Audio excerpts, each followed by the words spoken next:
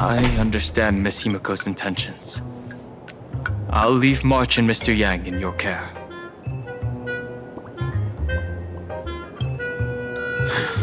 Blade's appearance means the Stellaron hunters are also on the move in this world.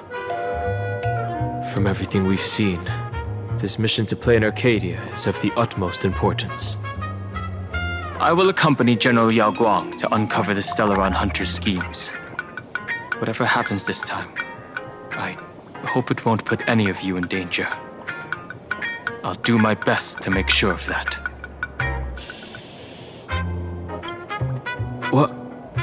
Those two are trapped in the school, forced to become a student and teacher? And the security officers are turning a blind eye to all this? Though March and Mr. Yang don't seem in mortal danger for now, who knows what Sparksea is plotting. The longer we delay, the worse it could get. Better to rescue them as soon as possible. The Phantasmoon Games. What a bizarre ceremony. What does this type of elation really mean for the people of this place? Why would AHA promote such a game?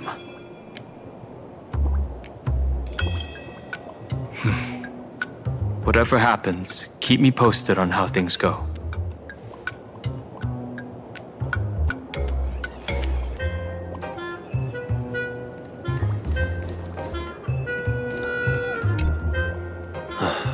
Mask of elation can reflect the shape of one's soul.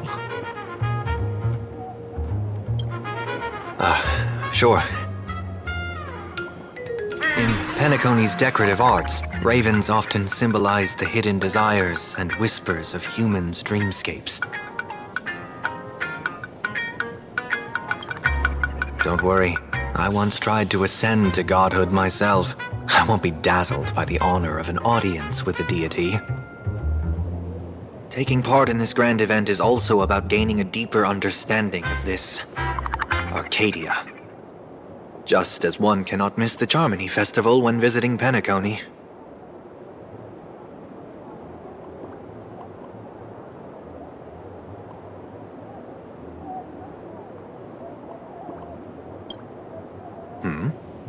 There's no rule saying that supplicants of the Phantasmoon Games have to fight each other, right? On the contrary, for the elation, shouldn't laughter be a resonance that comes from within each other's hearts?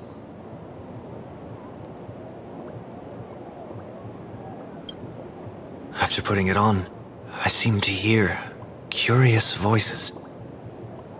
The mask whispers to me, urging me to show my elation to the god, to create miracles that will make the people of the Arcadia laugh with joy.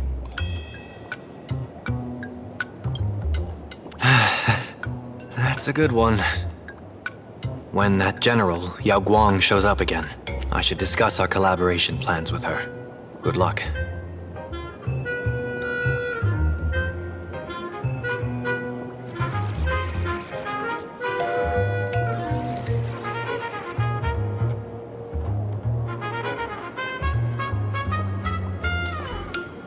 Show your courage. A day of peaceful... Greetings, Benefactor. It's been many days since we met in Penacony, and I've been thinking of you day and night. Though my skills are meager, Madame Yao praised my resolve to kill my enemies, saying that was just the variable she sought. That's why she assigned me to temporarily serve under her command for this expedition. And look at that. It's brought us back together again. What fortune. I wished I could travel with you longer back in Penacony, Benefactor. After all, I've yet to reclaim the opportunities Phantilia stole from me. Hard to say. Like the divinations she casts, she's a riddle shrouded in fog. Apart from the ever-absent Patina Justice, she's likely the most mysterious of the Arbiter Generals.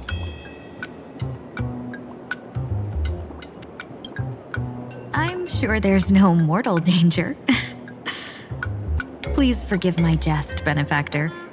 Being around Madame Yao has gotten me into the habit of cracking jokes all the time. Her actions may seem inscrutable, but she always provides what you need ahead of time. That's why even those who grumble still carry out her orders with diligence. In truth, doesn't she seem more like a shrewd merchant than a diviner? But then, when have any Arbiter Generals ever been ordinary? Don't go back on your word, benefactor. We can find a local bar and share a drink while we chat.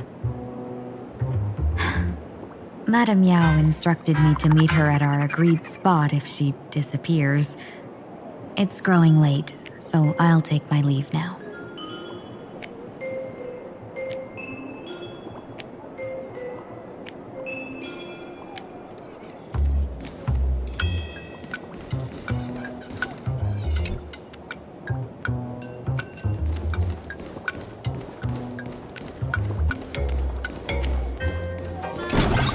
The IPC, Masked Fools, a Cienjo General, the Stellaron Hunters, and the Nameless. Some came for the Alliance. Some for the Eon's game. Whatever their reasons, a storm is brewing in the skies over this world. But at least we got some good news. Sunday has joined the Phantasmoon Games. He can help us in our showdown against Sparksy. Let's rendezvous with Sparkle at the tavern.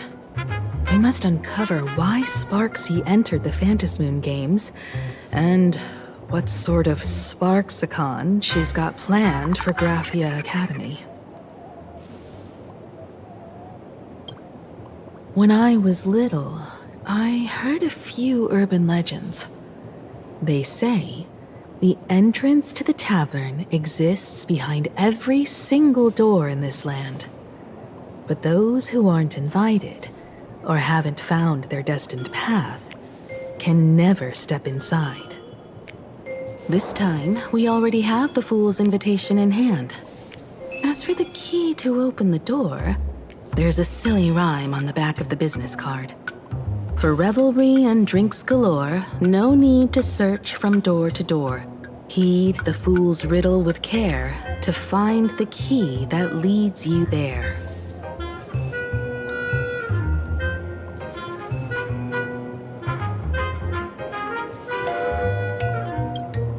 So, about the fool's riddle, got any leads?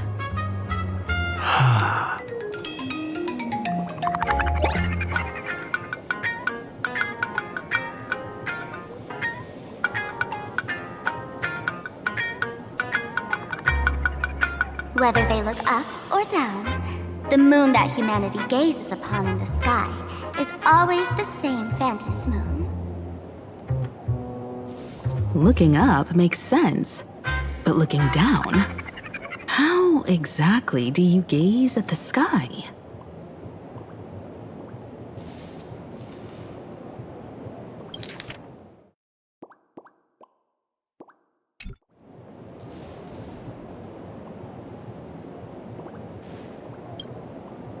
Oh, it seems fate ties you to the tavern.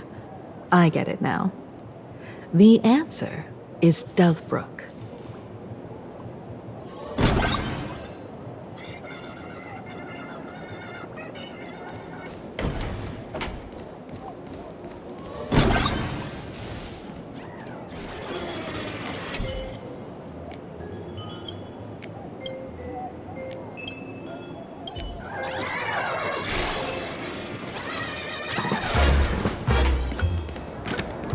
Many generations ago, the Dovebrook was already a river flowing with countless legends. It's no surprise the door to the tavern lies hidden among them.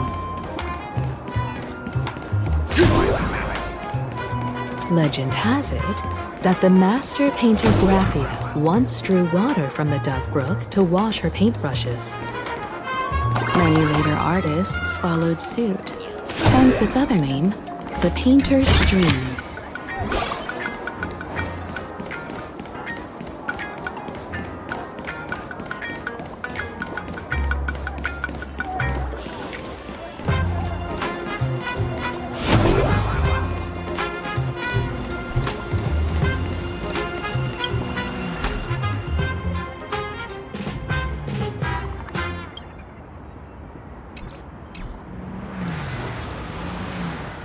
looking at Dove Brook's scenery. Memories from my student days just come flooding back. They're not exactly interesting memories. Back then, Dove Brook District was teeming with gangs. There were hooligans running around everywhere, and some really loved messing with the students. I was taller than my peers, and happened to be training in martial arts.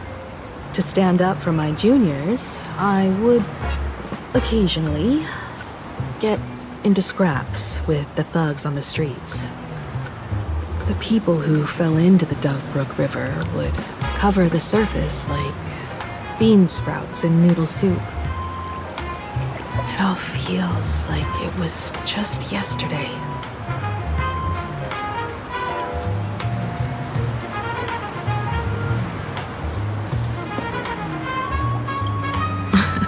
Sometimes the thugs fell in.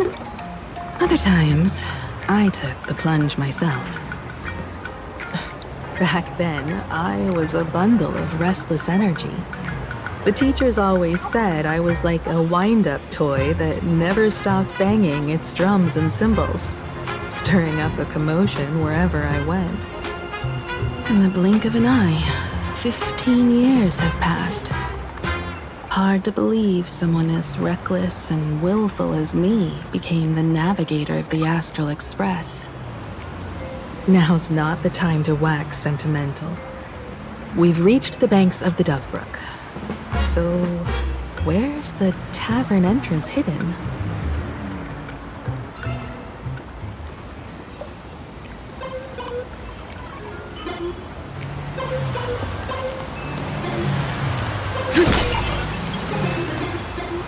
Of the streets Under Sinwish Syndicate requisition.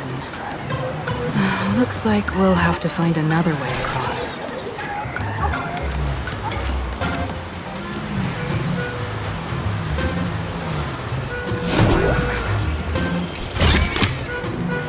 Next customer, please,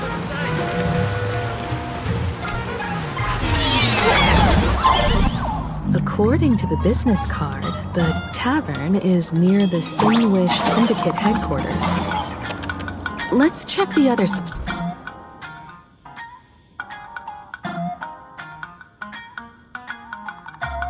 of the river.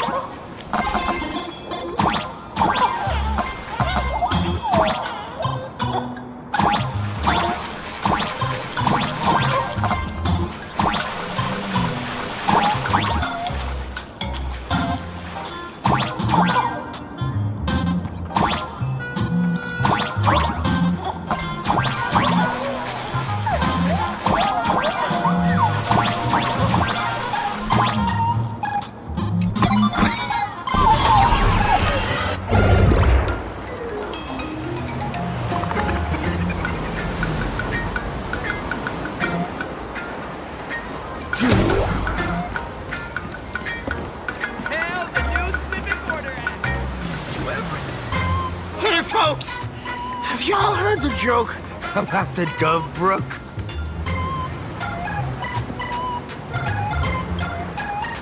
One day, a criminal escaped from prison. He ran for his life, but just when freedom seemed within reach, the Dove Brook blocked his path. With his pursuers closing in, the man prayed to the river.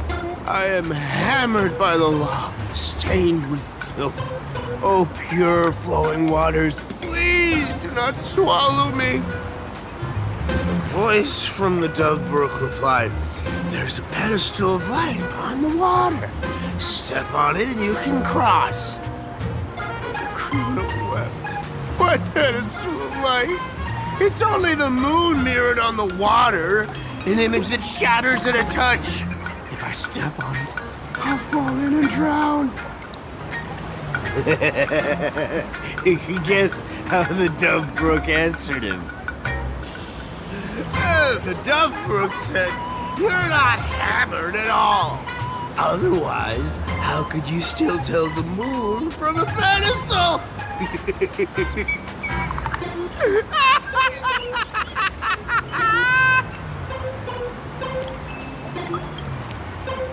It's fine. You don't have to buy me a drink as long as I can make you laugh.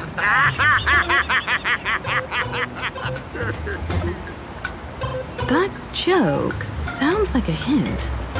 Could he be a fool from the tavern? Maybe if we find the fragile moon he mentioned, we'll find the way into the tavern. The moon's reflection. So fragile it shatters at a touch. Hey folks! Have y'all heard the joke about the Dove Brook? Yeah, one day, a criminal escaped from prison. He ran for his life, but just when freedom seemed within reach, the Dove Brook blocked his path. With his pursuers closing in, the man prayed to the river. "I am hammered by the law, stained with filth. Oh, pure flowing waters, please do not swallow me." The voice from the Dove Brook replied, "There's a pedestal of light upon the water. Step on it and you can cross." The criminal wept. "What pedestal of light? It's only the moon mirrored on the water, an image that shatters at a touch. If I step on it, I'll fall in and drown." Guess how the Dove Brook answered him. The Dove Brook said, "You're not hammered at all. Otherwise, how could you still tell the moon from a pedestal?"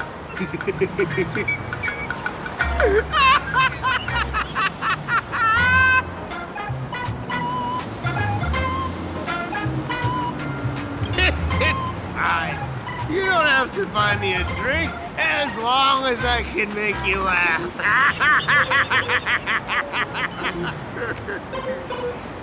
That joke sounds like a hint. Could he be a fool from the tavern? Maybe if we find the fragile moon he mentioned, we'll find the way into the tavern.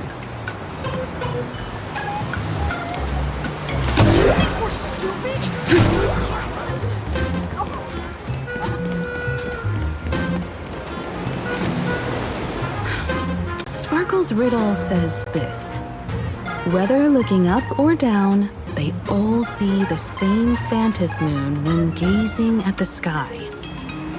We've gazed at the sky already, so next... From this angle, the moon's reflection is right here. It does look strange in the water.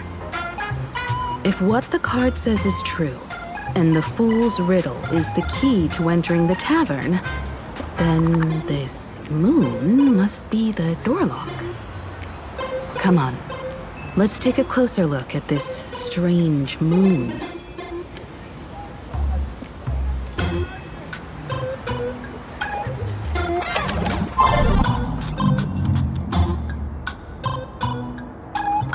Keep going. Chase that moon's reflection.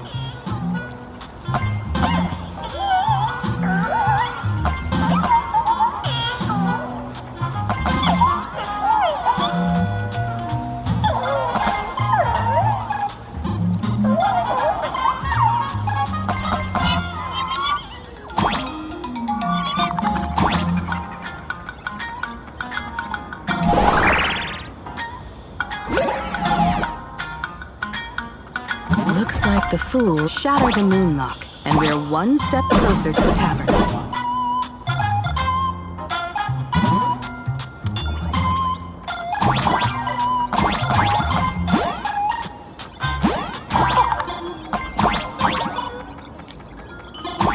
Let's try again. Something things back there. Is that a key?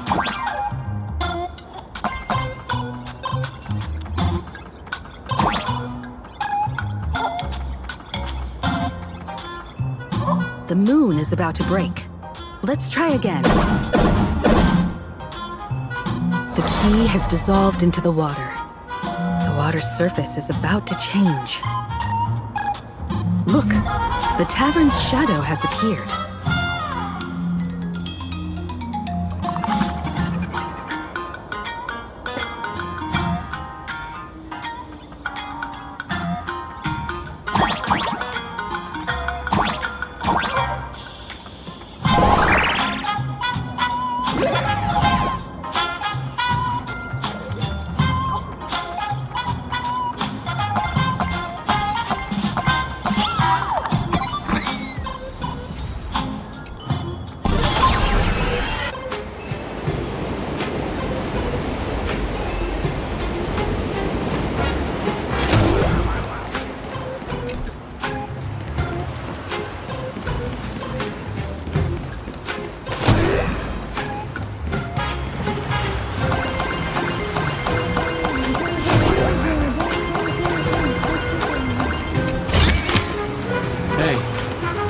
Hold on to that. Never know when it might happen. If we follow this path ahead, we should reach the tavern.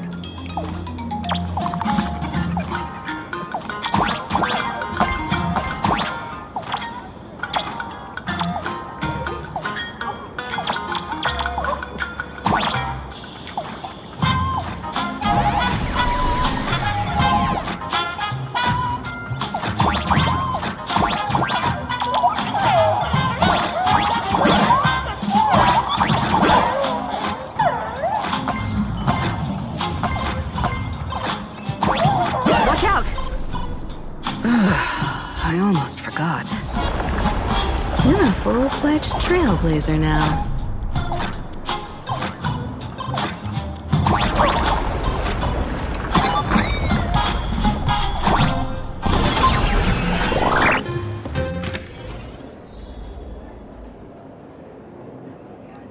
Welcome!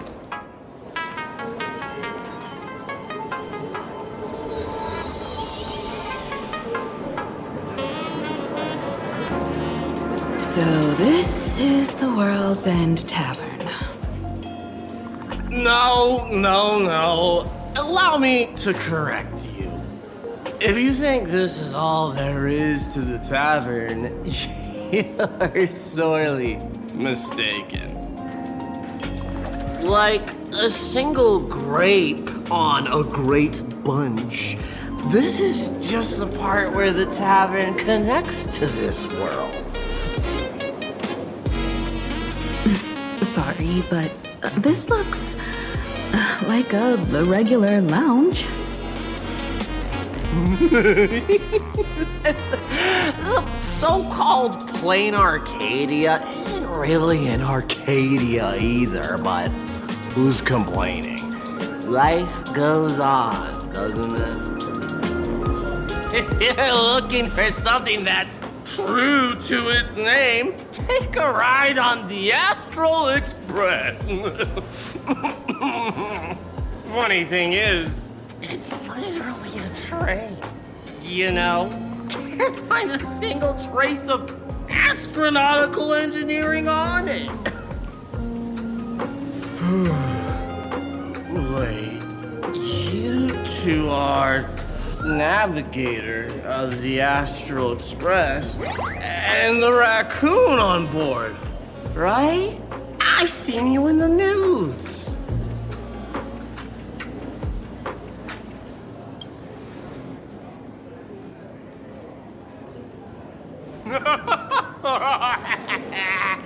Friends, a big shot is here. A real knee slapper incoming.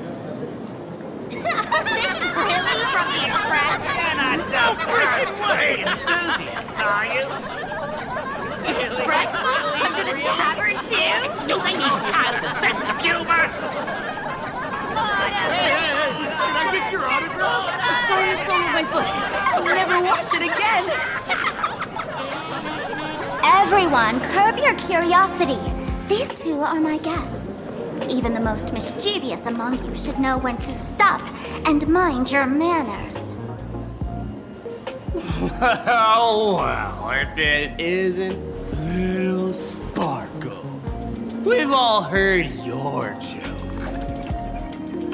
Take the mask from a masked fool, and what's left but a fool?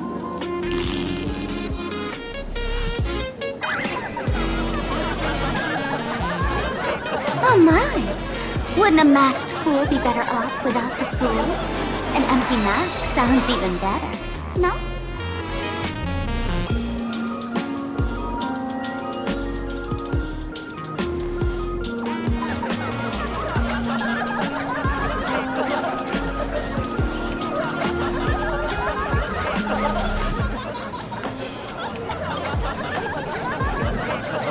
Don't take an idiot's words too seriously, unless you want to join them.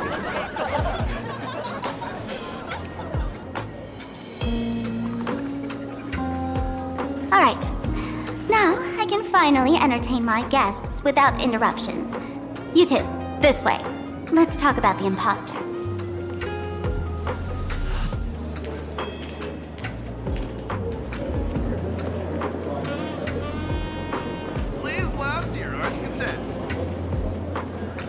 I'm still underage. I can't touch the terrible jokes.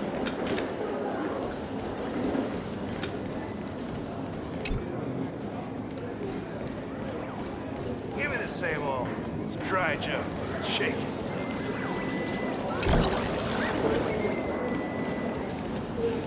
I'm still underage. All right, you two. First round's on me. What'll it be?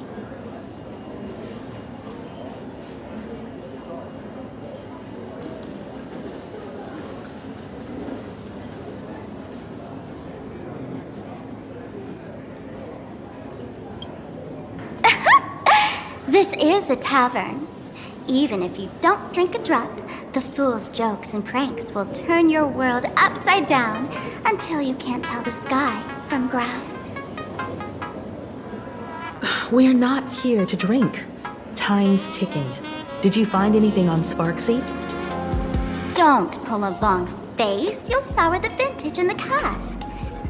While you were gone, diligent little Sparkle was gathering intel non-stop and didn't waste a single minute. Sparksy. She did come here disguised as me. I called Giovanni. You might not remember him. He's the poor sap who drew the short straw to manage the storage area recently. Old Gio told me that a week ago, I came here and took a few things. Among them was a vial of mimetic virus. A mimetic virus. No wonder she could take over Graphia Academy and distort March and Weld's cognition, making them believe they're a student and teacher.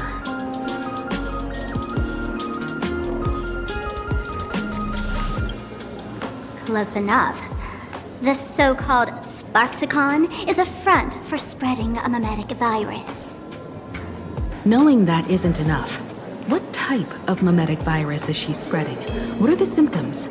We need more on her plans and actions before we can counter it. Thought of that already. So I visited a few friends and learned where the imposter's been haunting.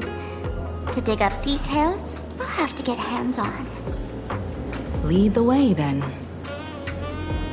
Let's move. Stay close.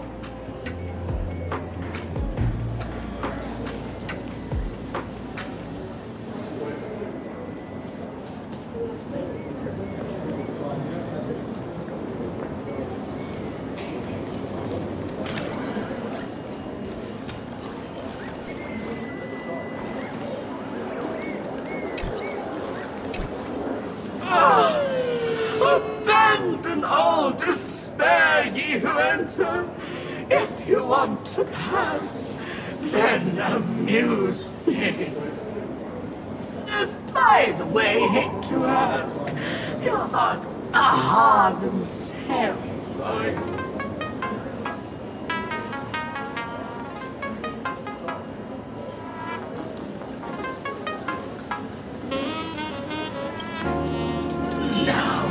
Not a ha! You got that smooth talker air, but you're not. If you were a ha, a wave of your hand would cure my melancholy. You can't do that, can you? Isn't this the Tavern of the Elation? Don't you welcome the laughter, gracing you with their presence? You're wrong. It's not that they are welcome. See that? The fools put them a sign over there. And morning actors stay clear from the door. Stay clear! Ridiculous as it sounds, it's true. After 666 invitations to Aha went unanswered, the younger fools voted to expel the laughter from the Pact of Elation. Oh, I get it. It's like students expelling a teacher from a classroom. The action is meaningless. The message is loud and clear, though. All right, Mr. Doorway. I assure you that none of us three is Aha, and none is a morning actor. Oh, it's Sparkle! Is it really Sparkle? It's not someone else pretending to be Sparkle? I can't tell, and I don't care. Listen up, gray-haired lad. If you want me to open, pay the toll with saying a joke. I've been waiting for the one joke that can cure my melancholy. Now, amuse me.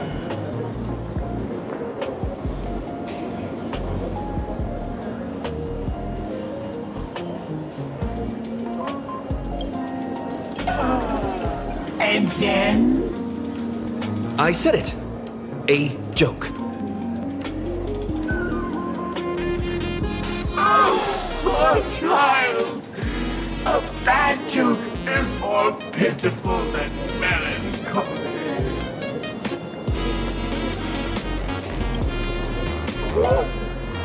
What? Didn't catch it? No joke, Mr. Doorway? Or there's no way I'll tell a joke. Interpret as you like. My Machiavellian buff, I can't believe I've come to explaining jokes to a door.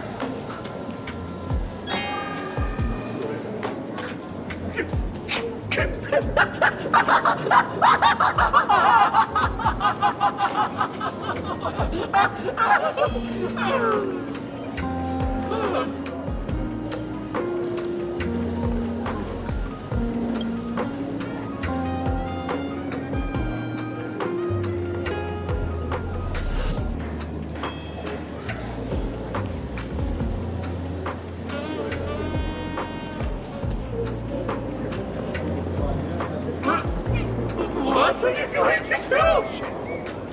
I'm gonna break you open.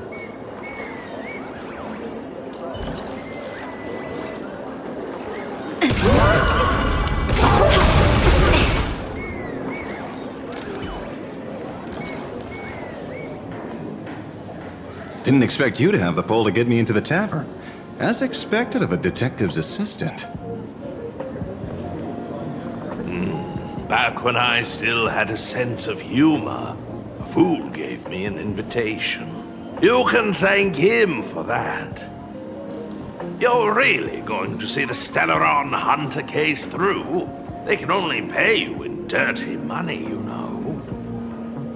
What else can I do? The boys need the money. Credits aren't black or white, they're ones and zeros. All right. I reached out to Costard. He said that one of the 3 people who stole the mask looked familiar.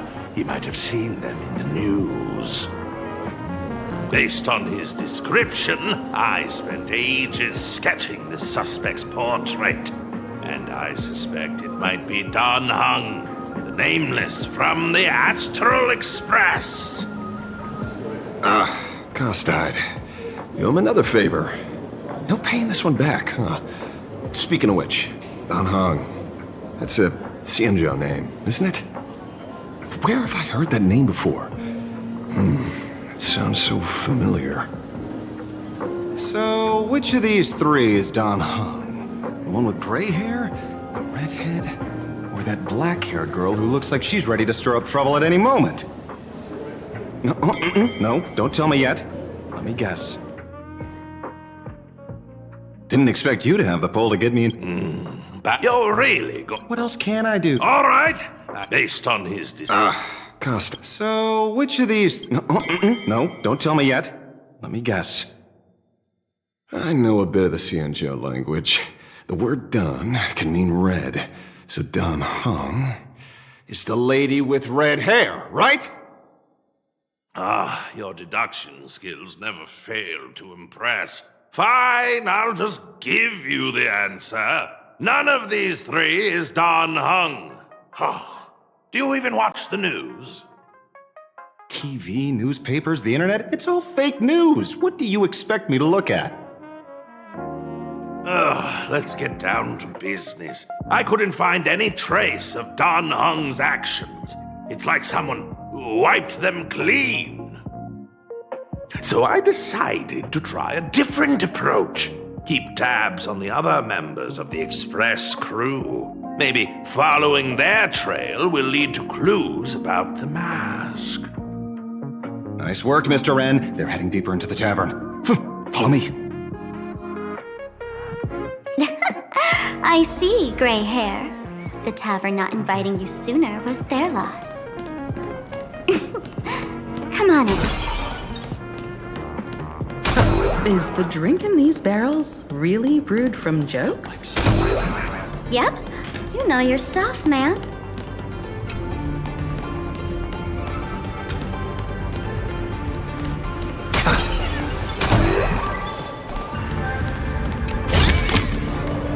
Fruits of a long journey.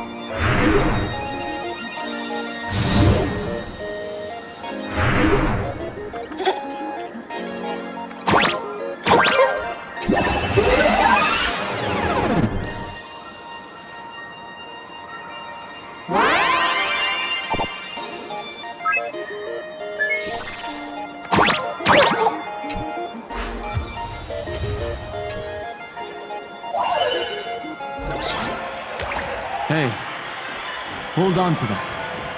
Never know when it might help.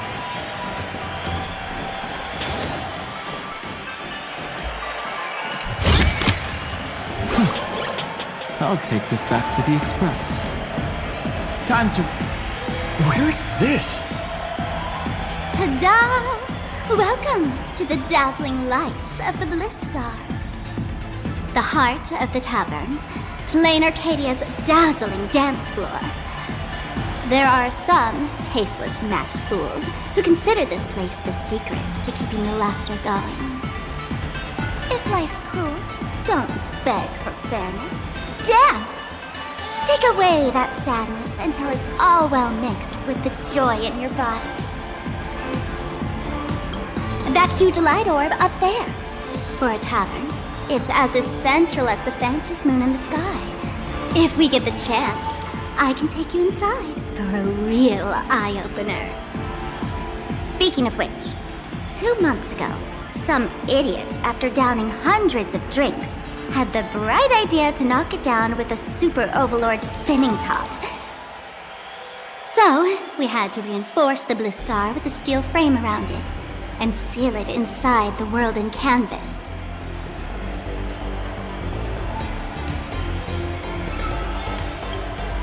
Aha! Take care! Weren't they banned from the tavern? And given the laughter's personality, if they took care of it, they'd just egg someone on to blow the place sky high. This fool you're talking about. It wouldn't happen to be Sparksy, would it? If it were, I'd already be tied to that light orb as the scapegoat. Anyway, the next stop is the Golden Confessional. The eyewitness says Sparksy was there. The Golden Confessional? What kind of place is that? A place where you can let go of all your worries. Well, words won't do it justice. Let's go see it for yourself.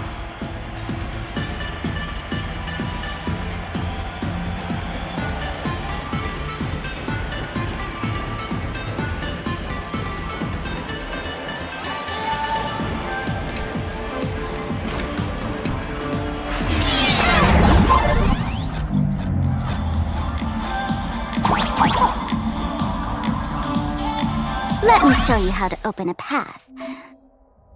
Play according to the sheet music, and the path will naturally open up.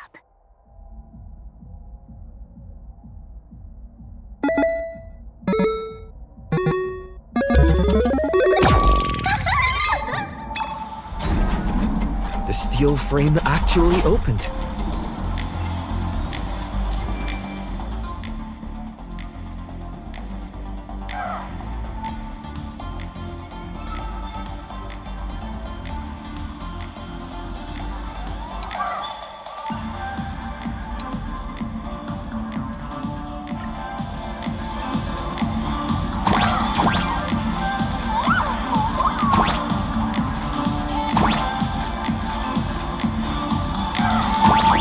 The Wisp-Bay here actually changed color with the lights. Just another night at the tavern. Fun, right?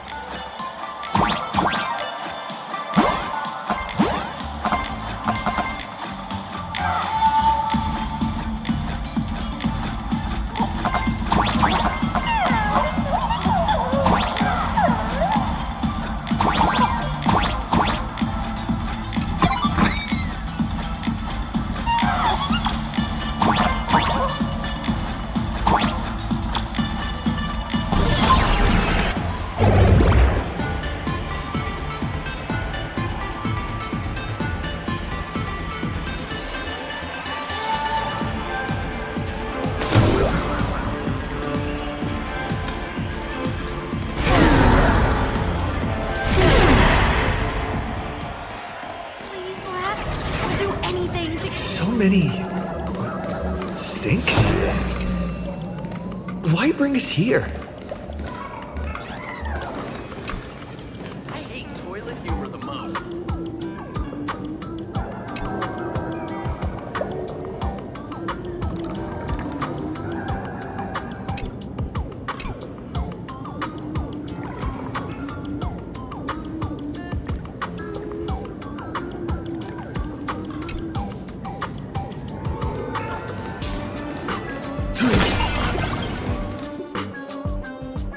A will of metal and stone. Witnesses say a week ago, I came to the bar, knocked back a few shots of Bomb's first drop, then headed here. The Golden Confessional is an emergency shelter for fools who've had one drink too many. Here, we shed our excess baggage before marching light-footed into the next second.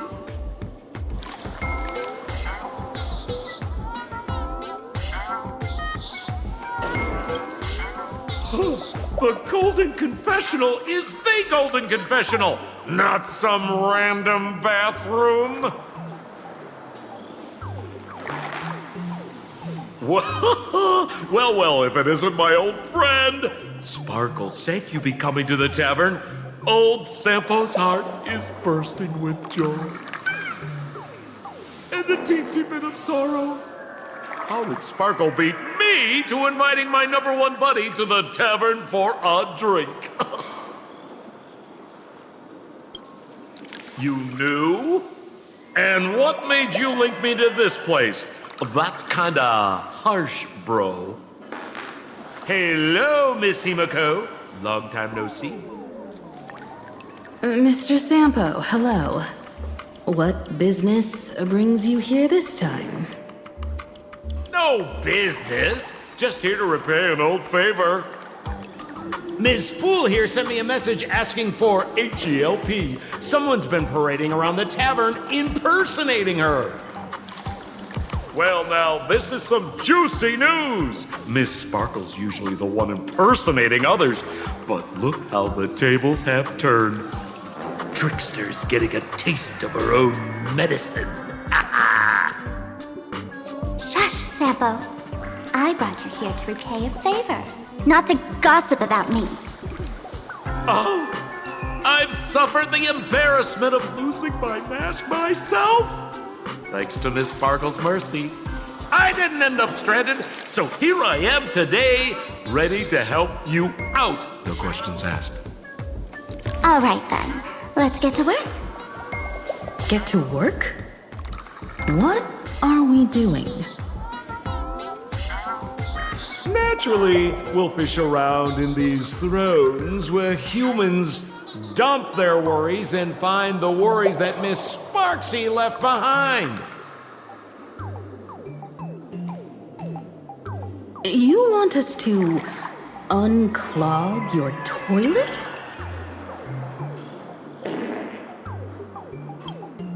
Don't be too shocked, you two. Let me share a little secret about how we masked fools stay mentally healthy. Drink a mood lifter like Bomb's First Drop, and all the harmful memoria in your body, you know, the pain, the worries, gets purged in one go. That's how fools pull pranks and have a blast without a shred of guilt. So, all that memoria has settled under this bathroom. And you want to sift through it to find Sparksy's worries and catch her thoughts before she acts? If luck's on our side, maybe we'll even dig up the secret to beating her. What's wrong, ma'am? You don't look so hot. I've got no objection to the task, but doing this barehanded, I refuse. Oh, don't worry. When has old Sempo ever come unprepared? Trust me, I won't let you get off that easy. Emotional impact drill. Ooh, sorry. Wrong gadget. Oh, this one. Hey, have you heard of a dowsing rod? Well, forget it. I'll spare you the theory. Oh, I tuned the drill bit to resonate with Sparkle's temperament. It'll drill out memoria fountains with similar emotions. But fair warning, use it carefully. It's been a week since Sparksy was here. Keep your guard up in case something else comes bursting out.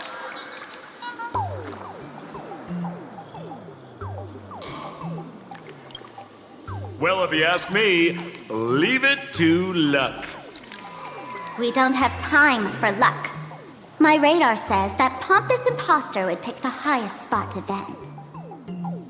Exactly. The Golden Throne. Give it a try. Bro, pick a spot to drill and start mining that gold. Sampo, does this thing even work? Of course it works. Don't you trust your old pal, Sempo? Cheers to your tragedy! Give me a glass of today's bad whiskey.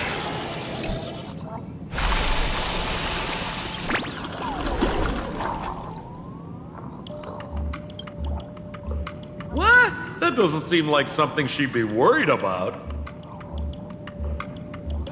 After going through all this trouble to sneak in, thought I'd go down in a blaze of glory if I got caught.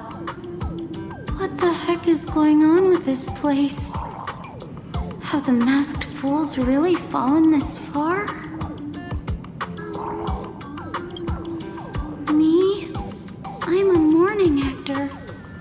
Isn't it obvious? Can't you tell? I'm very sad right now. Let me tell you about my tragic mission.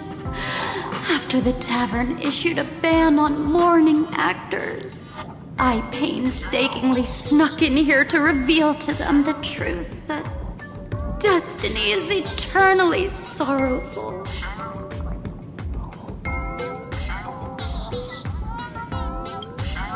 I failed. I smashed every obstacle during the infiltration, only for the outcome to smash me. Yesterday, I went on stage at the bar and revealed my true identity to everyone and told them a tragic tale, bracing myself for their harshest punishment and farthest exile.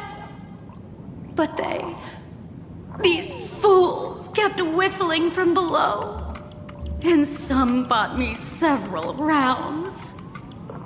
Someone even came up on stage to hug me, praising me as the unprecedented masked fool.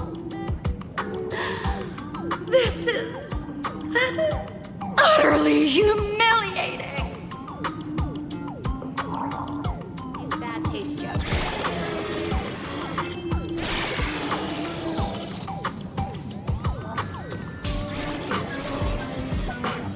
Listen, basically...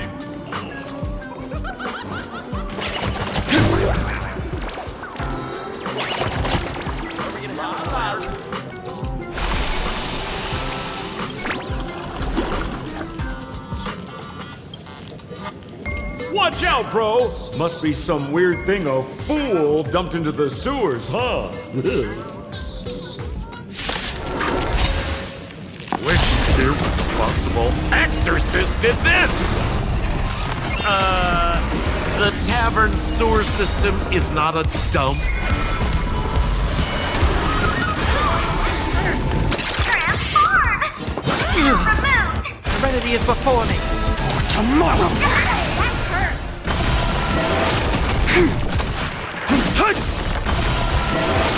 Torment and doubt, farewell. Watch over you and guide you on your path. Future could come. Bearing their hopes, I guard this land. A will of Show your courage. A day of peaceful.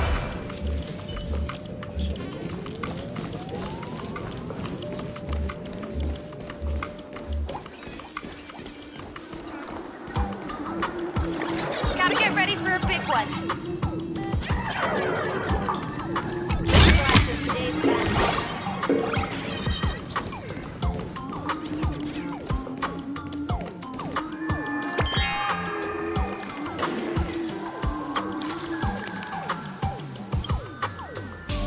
Sampo? How did you get up there just now? Oh, right! Silly me. Through that pipe on the side.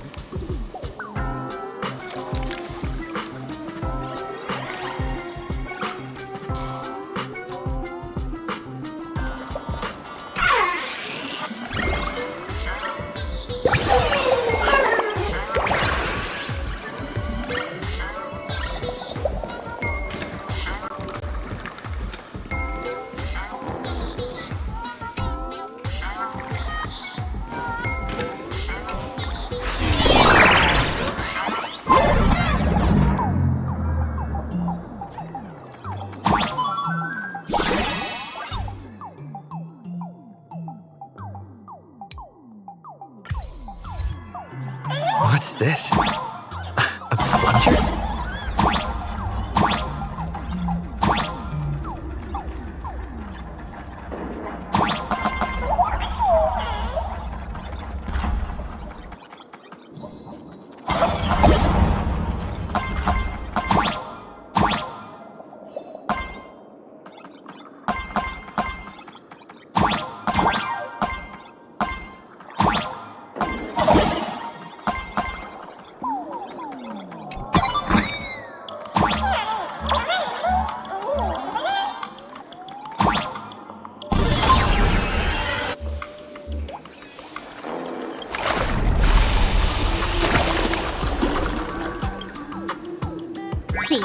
What did I tell you? The imposter's worries have appeared.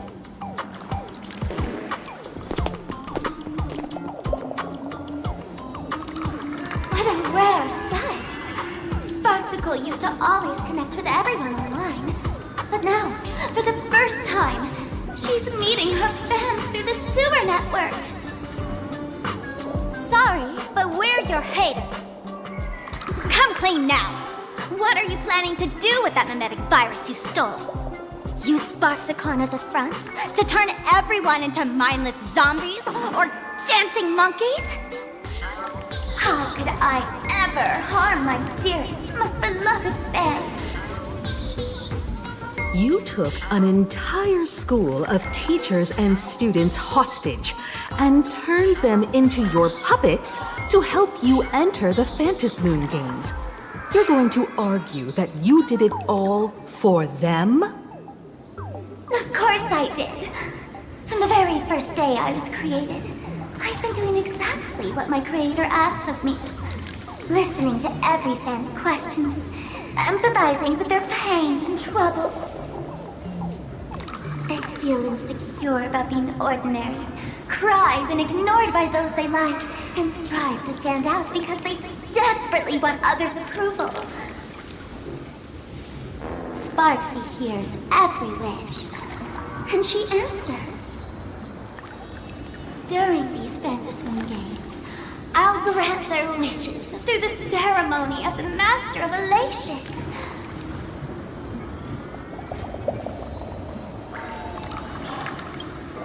No, I'll give each of them a choice. The choice to become me. Because deep down, every one of them longs to become Sparksy. To wear this dazzling mask, capture the internet's attention, and bask in praise.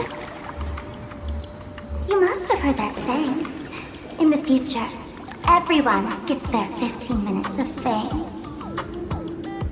Now, that moment has come.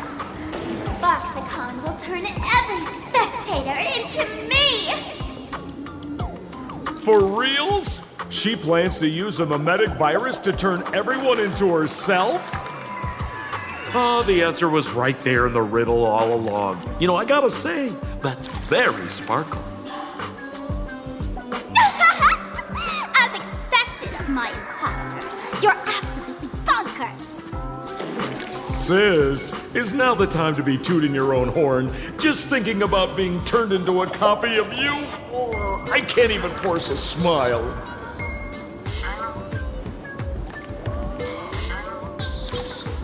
Bro, what part of this is elating? Oh? And who gets to define elation? The laughter, the fools, the IPC, or every me seeking joy on the Arcadian internet? Contrary to popular belief, the masters of the Phantasmoon games were never us, the supplicants, but the spectators watching us. Sadly, the Inter-Astral Peace Network showed people other worlds in the cosmos. Once horizons widen, expectations climb. Nothing they hear or see feels fresh, interesting, or thrilling enough. And everyone fears that they're outdated, uninteresting, or unexciting in others' eyes. So the world's like a derailed train, racing toward thrills and madness. Nameless of the Astral Express. Am I wrong?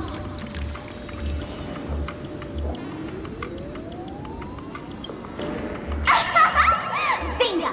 You got it. I'm a part of her. Wherever there's a screen, wherever my audience is, my eyes and ears will be there too. I want to see how far you in this outdated model can go. The harder you struggle, the more spectacular it'll be when I live stream the Astral Express cruise derailment at Sparksicon! I'm looking forward to your resistance, Nameless. Oh, Heads up, everyone! She's getting serious. Oh man, the other day I ran into this fan. He insisted on showing me some gallows humor, jokes they found online, saying they were absolutely hilarious. But all he did was show me a video of someone being killed by the Antimatter Legion, then burst out laughing. Come, let's all enjoy this gallows humor together! I'll endure. Trinity is before me. Future will come.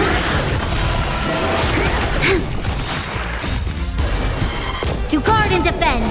Crush them! Torment and doubt farewell. For tomorrow. Fury of innumerable core flames consume me. The sun tear the sky.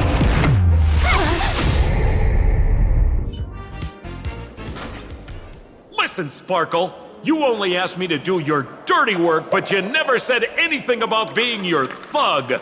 You owe me compensation for emotional damage. Everyone's going to become me soon. Sample, crawl out of your money pit for a moment, will you? To think, plain Arcadia's elation would end up like this. Back when I still lived in this place, the internet was just for sharing information. Live streaming and virtual idols, we'd never even heard of them. Coming back now feels like stepping into a foreign land. Like returning home, only to find home isn't where it used to be.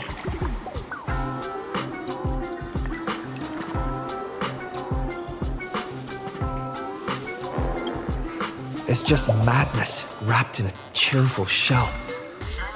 She's convinced that we'll be powerless to stop her plan, even if we know what it is. But I'm not ready to roll over just yet. I know. Even I don't want to turn into that phony's lookalike. Though, we're not that different. Since the fools stash dangerous things like mimetic viruses in the tavern, I assume they must have also prepared some countermeasures? Man, you give us fools too much credit. This is the tavern, not the well-ordered Herta space station. But I do know a place. With some luck, we might find a mimetic virus cleanup expert. All right. Now that you folks have a lead and no shortage of fighting spirit, old Sempo's calling it a day.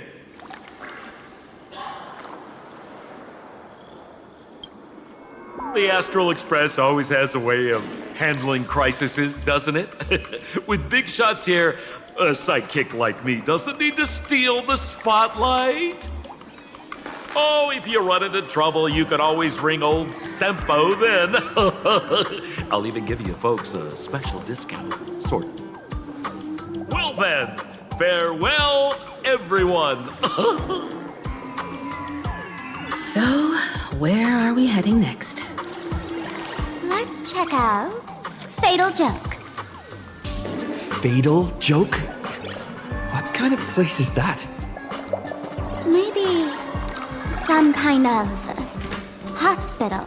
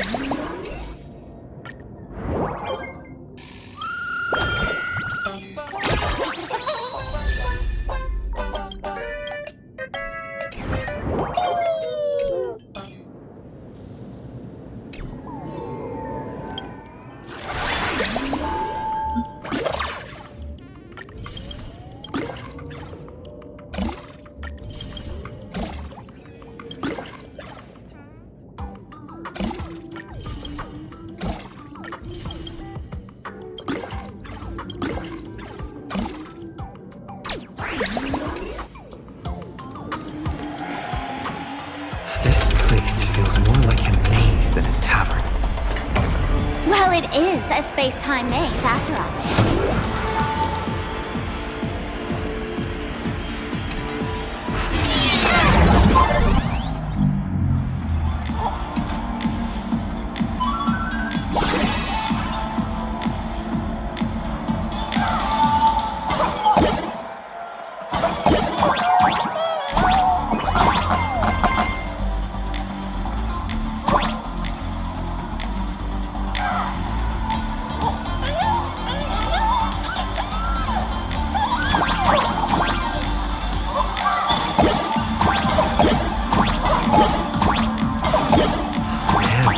I really wish we had one of these light orbs on the Express.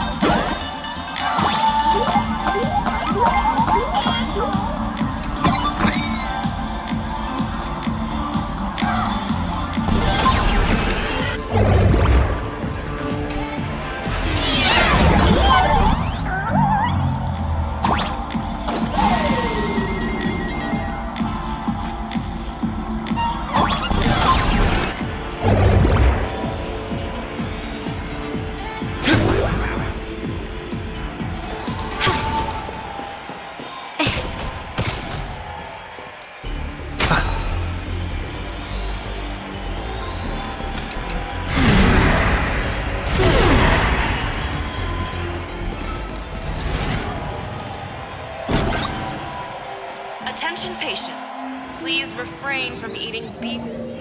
Why is there a hospital hidden inside the tavern? Well, because those who can become fools are all a bit sick in the head. Not your regular headaches and fevers, but matters of the heart.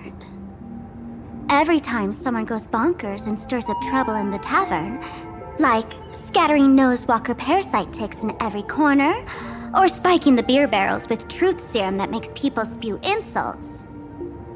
For each time the whole place goes topsy-turvy, there's always some fool who, in the spirit of elation, volunteers to treat them. Yep, they get sent right here to Fatal Joke. Strange. Why isn't there even a fake doctor around today?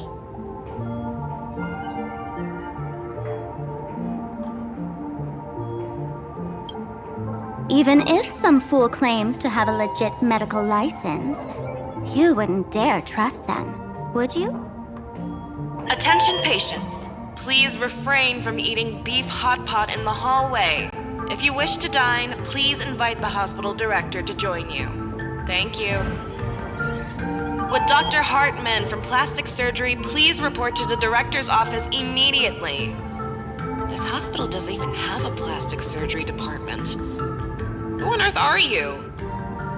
Dr. Zhongshan from Mental Health Care, please report to exam room 1. We're one player short for cards. Thank you. Is this a theater or a hospital? Alert. Patient detected ahead. Patient detected ahead. Please line up in an orderly fashion for registration and wait for the doctor to begin consultations. Patient number 01, Akavilli. Is there a Mr. Akavilli? Mr. Akavilli, diagnosed with Stellaron symptoms per the records. Are you present? Please proceed to exam room 1. They called you by name, Mr. Akavilli? You might as well go take a look.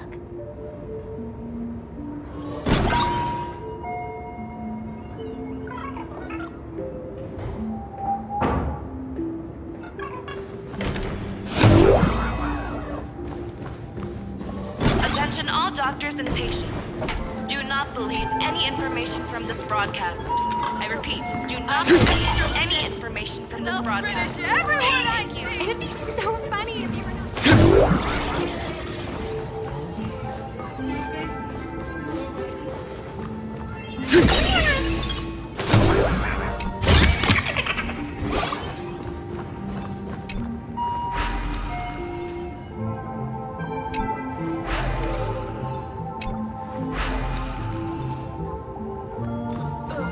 I'm extra sick, and I'll finish everyone I see!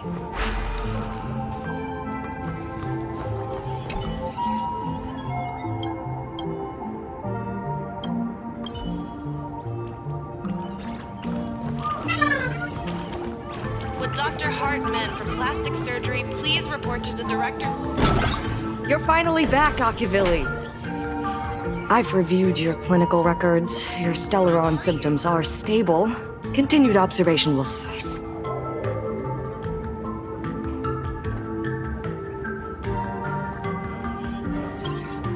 I'm your presiding physician. Good news for you. You don't need to rush into treatment just yet. Though I can't say the same for Miss Sparkle over there. Patient number 02, Miss Sparkle, please come in. Hello there, Miss Sparkle. You're one of the few who didn't mistake me for that imposter, Doctor. But, just a reminder, yours truly isn't sick.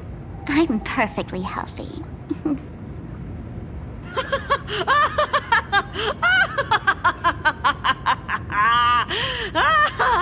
Oh, everyone who comes here says they're perfectly healthy. I've seen so many patients, and you're among the most severe. I could already make an initial diagnosis at first glance. Your ailment is loss of self. If someone can transform into 10,000 characters, would she still remember her original self? Good question. But if someone could become 10,000 characters, does the original even matter anymore? By the way, Doc, are you familiar with any treatment protocols for mimetic viruses? Mimetic viruses. I've heard about it. The city sent over a few cases. The patients had one thing in common. They were all heavy internet users. The medical records are in the room. You can take a look if you want.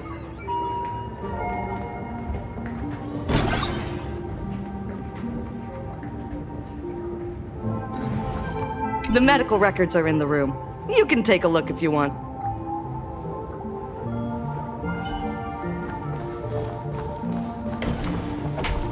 Mr. David Day and Ward It'd be so funny if you were not funny. I'm extra sick, and I'll spread it to everyone I see! needed hospital capacity. We're begging you.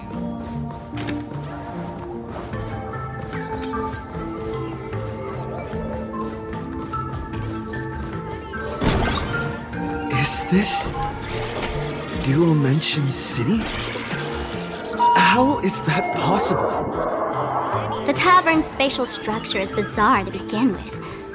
It's not that strange to see Dual-Mention City here.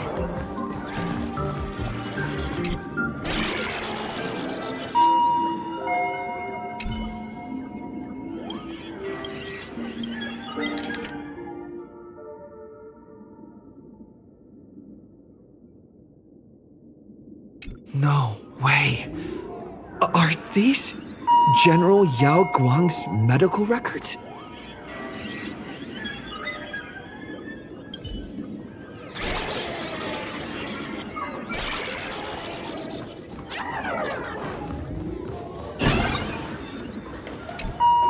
The medical records are on the bookshelf. First file on the left.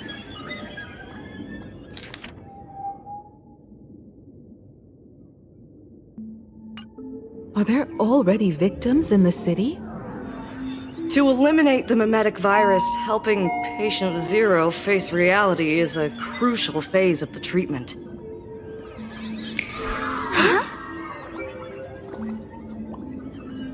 What's happening? You've never been to Fatal Joke before? That's not surprising. I don't spend much time at the tavern. And to reiterate, I'm perfectly healthy. I love patients who deny their illness. I'll personally shatter their self-confidence. Miss Sparkle, I'm going to write up a detailed diagnosis report for you. In the meantime, why don't you chat with your fellow patients who share your affliction? Gray hair, let's go. I don't want to waste any more time with this quack. Miss Sparkle, please wait in this room until the consultation is complete. Please report to the director's office. Miss Sparkle, please wait in this room until the consultation is... Hey there. Are you also troubled by the same illness as me? What illness do you have? I once suffered from a disease called Fool. A masked fool named Sparkle grew out of me, slowly becoming one with me. She used me to bear all the pain caused by her performances, left me battered and bruised, while she slipped away from everything. But I was lucky enough to find this tumor called Sparkle. And I expelled this malignant growth from my body. You're just a tool I discarded.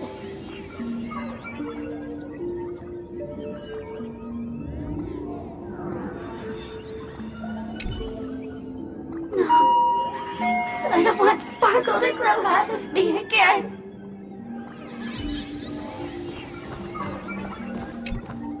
Sparkle, do you still remember me? More people got my name right today than in the past week. I'm so touched. I am your original mask. The Sparkle Roll mask. The archetype of a bright maiden doomed for a short life. The avenger who perishes with her nemesis. The lover who dies for love. The young artist driven to madness. You used me to win fame, applause, and countless eager gazes.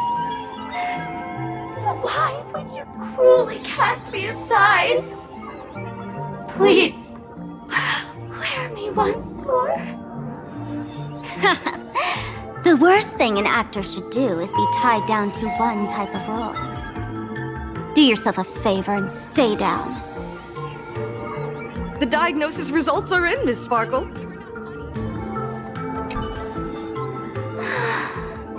Please, put on all the masks. Even if you don't have that many faces.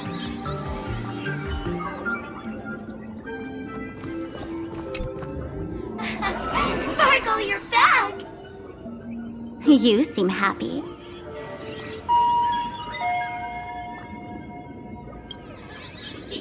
Yeah, I'm keeping my spirits high, just like she asked. Sparkle, Sparkle! You're the one who told me that a smiling mask will never have bad luck, aren't you? This world doesn't want to see too much sadness, cruelty, rage, or pain. You told me that I just need to smile, no matter what. I did everything you asked. But why did you abandon me? Right now, scream! To cry! To shout! I just want to devour you all! Just how many masks have you thrown away? Don't worry about it. Everyone sheds just as many versions of themselves in a lifetime.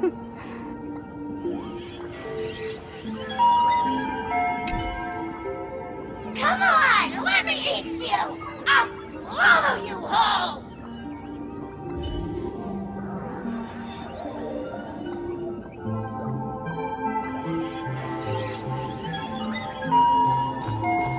Attention all doctors. Miss Sparkle, I have your results. Your main components are madness, humor, and a theatrical personality. Unfortunately, the proportions are badly imbalanced. You're beyond saving. But the silver lining is your mask has fallen off. She's free at last. And that's where everyone's misfortune began. None of the masks I've cast off ever had such strong opinions or such a temper.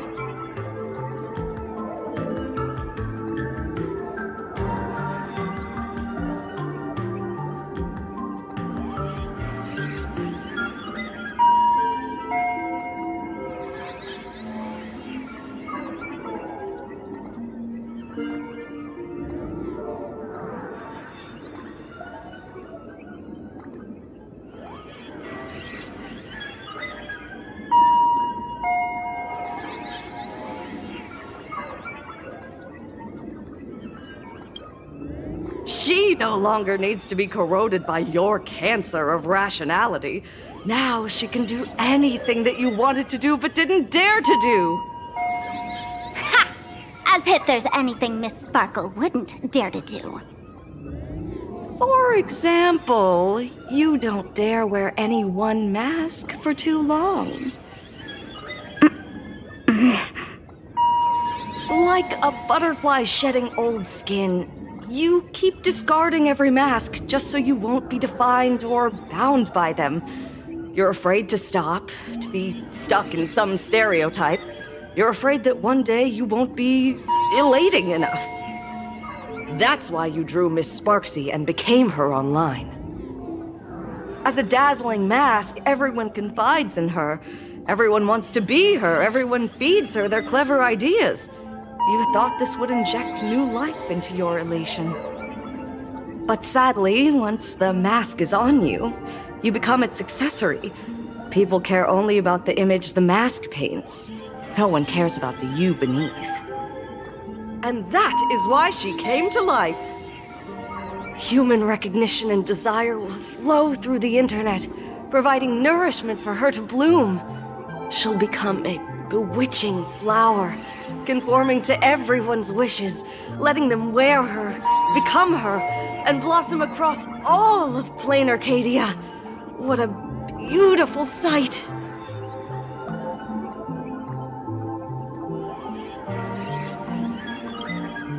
Stop? You mean treat? Yes? Cremate Sparkle. That's the best treatment I can prescribe. And here I thought you had something clever. After all, there's only one radical cure for all suffering. Make oneself disappear, right? Miss Sparkle, don't think I'm joking around with you. I only misbehave outside the tavern. But here, I am a doctor, without quotation marks. My treatment is real and effective. Generally, when a fool vanishes, their mask loses its power and becomes a dead thing. You're two sides of the same coin, after all. But as for Sparksy, I can't say for sure. During SparksyCon, she'll be worn by millions of ordinary people in plain Arcadia, feeding her with sustenance and strength. Your window of opportunity is therefore fleeting. Go on, lie down on that bed and say goodbye to your friends. Press that button and the nurse will come wheel you away.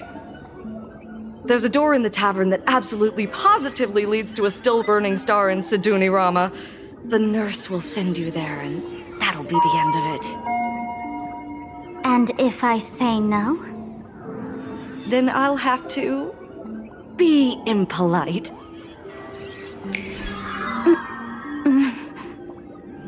Miss Sparkle, nameless, the choice is yours.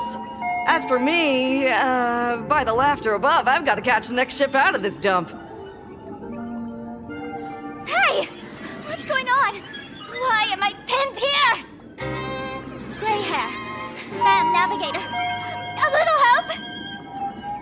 You need me! I can help you defeat Sparksy!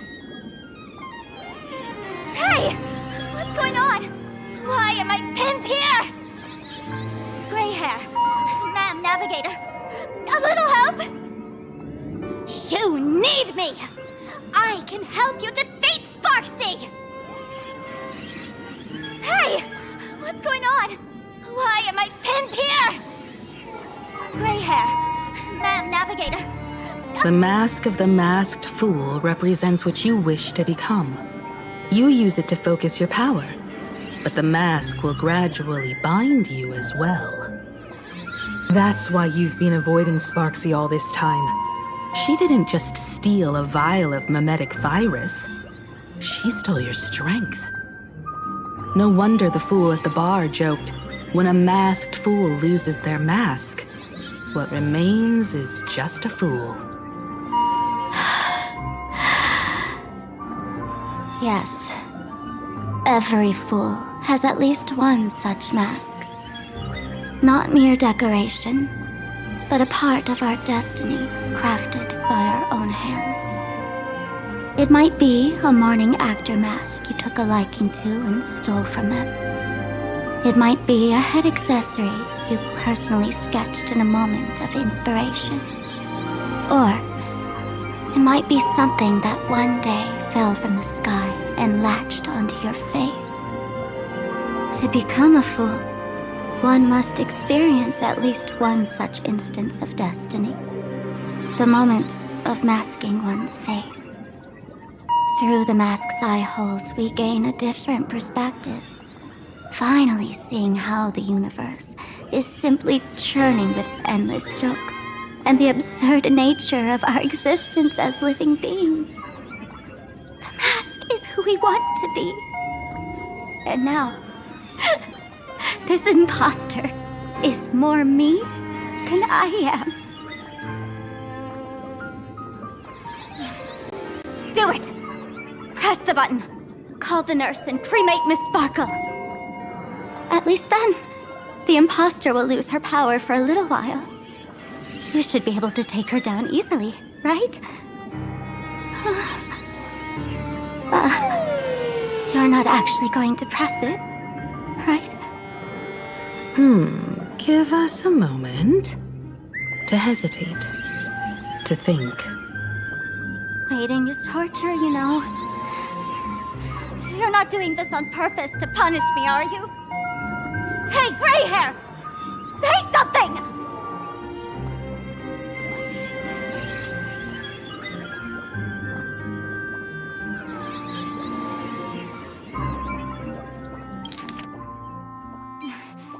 Do it! Press the button. Call the nurse and cremate Miss Sparkle.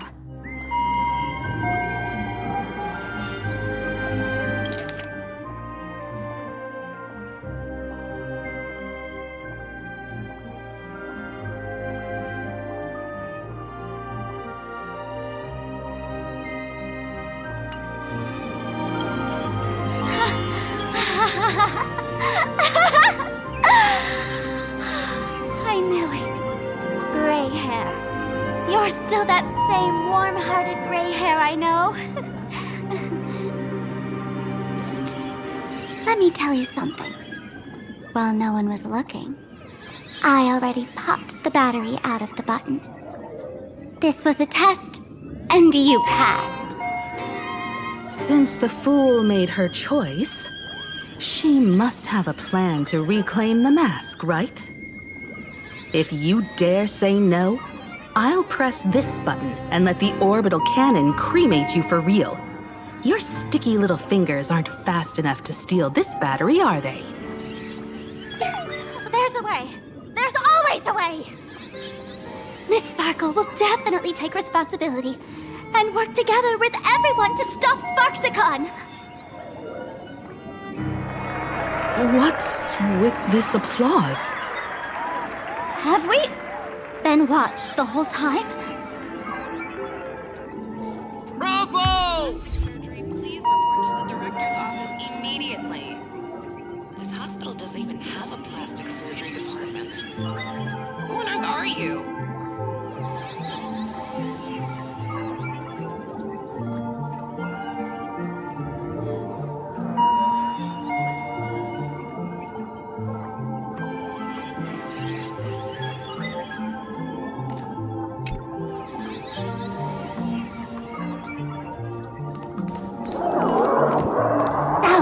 Is it time for the combat?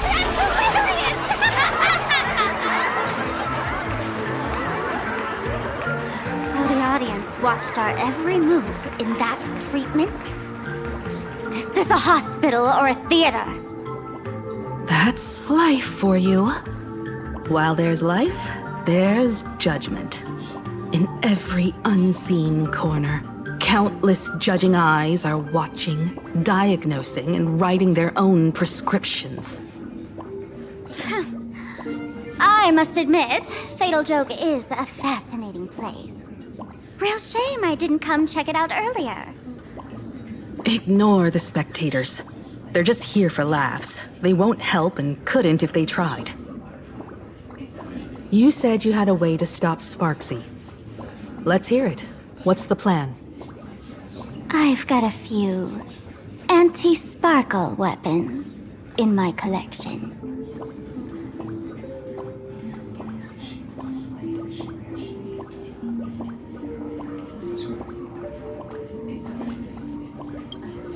The name says it all. These are items Miss Sparkle collected in my past adventures, and weapons that my fierce rivals once used against me. On a trip, I met a girl who shared my tastes. She had quite the knack to be a fool. In our battle of wits, she nearly turned me into sparkle paste using the local tumbleweed specialty. She also had a massive mech with beam cannons up the wazoo, ready to blast away any time. I quietly replicated those powerful goodies from my travels. With these anti-sparkle weapons, that imposter won't know what hit her. I gotta say, I'm quite the visionary. You two, let's head to the storage area next. I've already contacted Giovanni. He's doing an inventory check of the lost items there.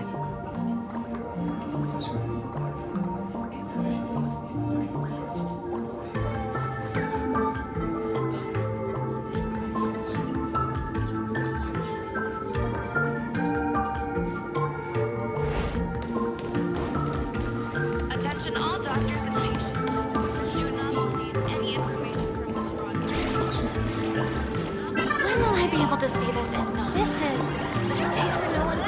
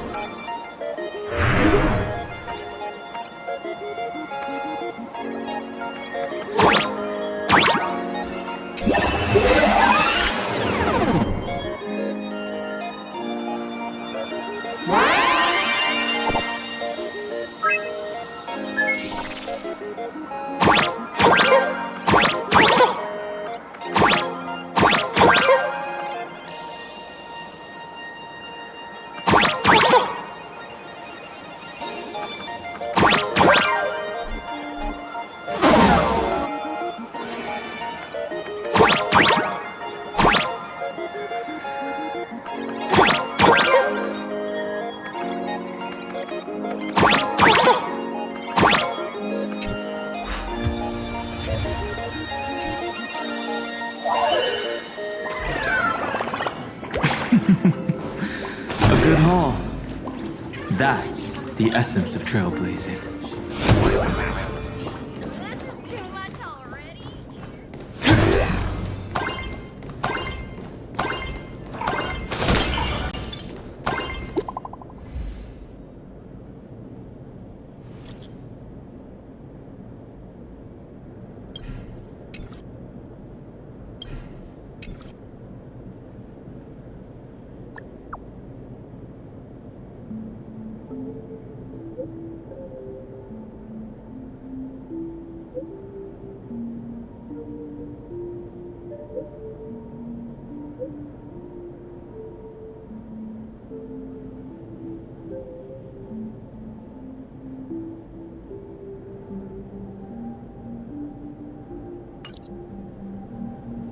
Intel from the school?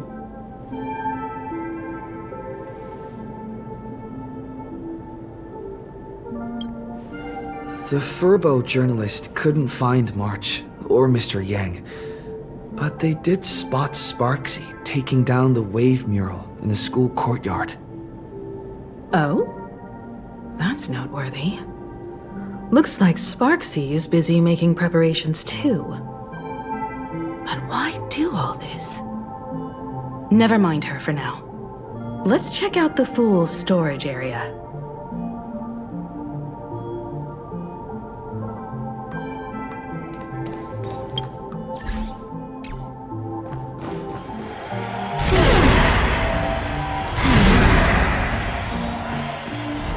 This tavern is huge. It's alright. I just wish there were more fun spots around here.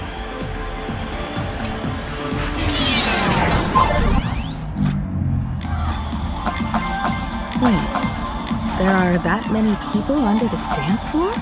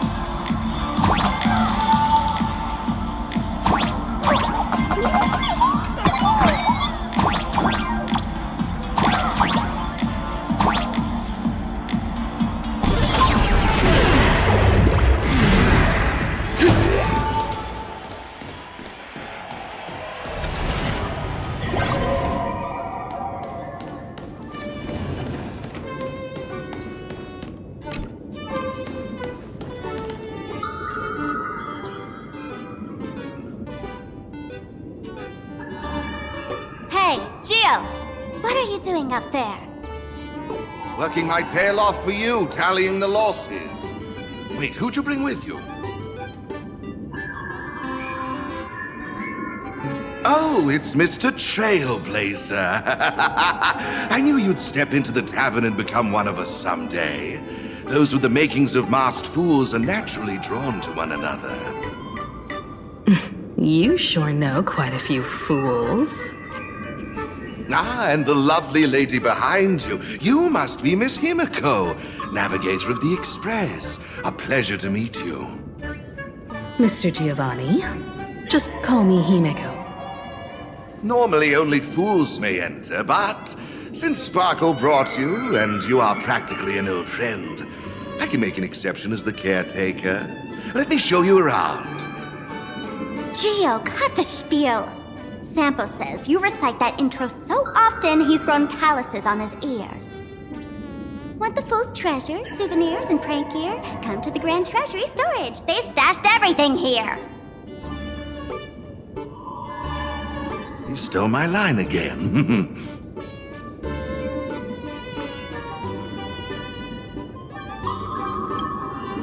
Picked it up on a trip to another world. You've heard this phrase too, haven't you? I'll admit it's catchy, that's why I used it as a slogan. Storage area visits went up by 26% after that. Business first. Did you see my pickup message I sent? Where's my stored anti-sparkle weapons? Well, your storage list is a total mess. You never leave any notes. If I hadn't been called to audit, who'd know how many surprises you got stashed away? As for the anti-sparkle weapons, oh, I'd love to know what on earth that's supposed to be. Why don't you go in and look for yourself? As requested, I've linked the vault entrance to your collection room. Gio, did the imposter leave this behind? How should I know? I've been doing inventory all this time. I only just now noticed something fishy about this thing. Show your courage. A day of... A will of metalism.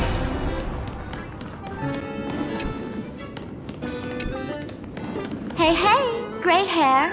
Where are you headed?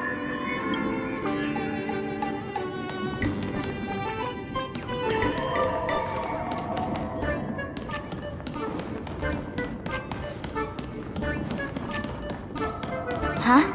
What's this? Whoa. That's one massive stellar jade. Let's go in and take a look.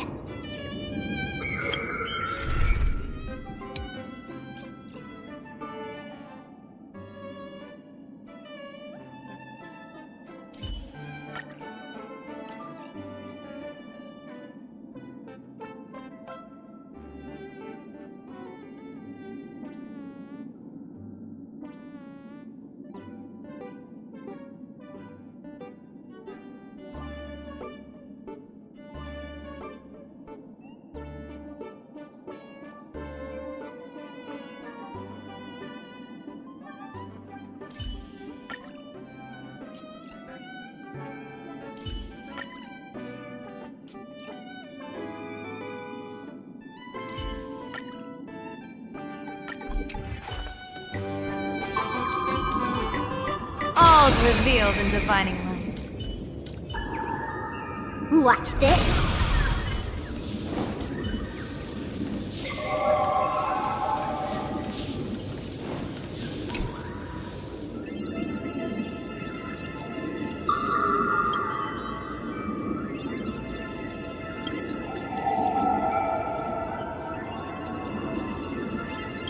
Kid, wake up!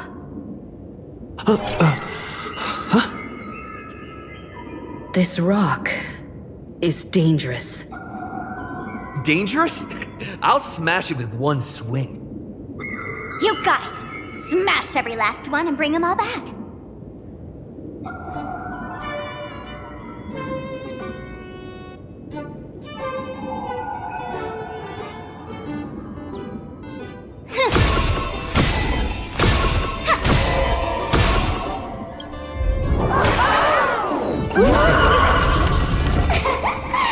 Stellar Jade is the perfect bait for catching the nameless. How generous of you. First time I've seen a thief steal something and leave something even more valuable in the vault. Isn't this exactly the type of phantom thief flair we masked fools adore? Remove a carefully curated piece and leave a gift in place to soothe the owner. A jumbo-sized stellar jade is surely worth a jar of mimetic virus and a few anti-sparkle weapons. Wouldn't you say? And you stole my other prized pieces too? That worthless junk? Consider it a complimentary vault cleaning. Before Sparks comes, I'd like a little warm-up entertainment. Old model and the nameless. You should be able to break out of this room, right? Don't disappoint me now!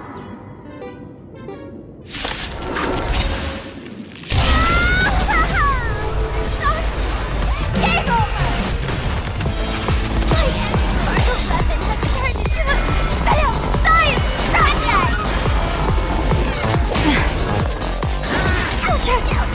Can you find the answer?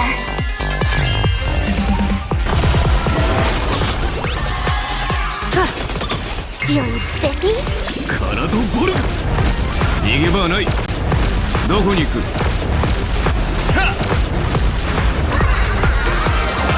That omen. Don't thank me. Gio! The security here is an absolute mess! You're in no position to talk. Even the drinksmith here is a temp. Count yourself lucky I'm kind enough to help tally your storage. She didn't just steal my power and my collection! She completely destroyed Miss Sparkle's reputation! This is the worst day ever! A correction. Miss Sparkle's worst day so far. Wanna make fun of me? Go ahead. Don't get me wrong. I also don't think gear tumbleweeds and giant mechs would work on someone spreading mimetic viruses. I thought of a way just now that might suppress the mimetic contagion at Graphia Academy. You can fight fire with fire, but a mimetic virus can be scoured away with water. What do you mean? Our informant at the school reports Sparksy is removing the central mural there. The imaginated mural, World Breaker Waves, is said to be a work left behind by Graphia herself. Legend says the wave comes from the Dove Brook river water she used to wash off her painting mistakes. The artists say it is blessed. That's why they kept it in the school. I couldn't understand why Sparksy went to such lengths to tear it down. Now I do. Painting mistakes are redundant information that stain a painting. A mimetic virus is redundant information that stains the mind. If someone knew how to harness this Dovebrook wave to wash over the school, they could cleanse the infection she spread. That's why Sparksy wanted to hide the mural.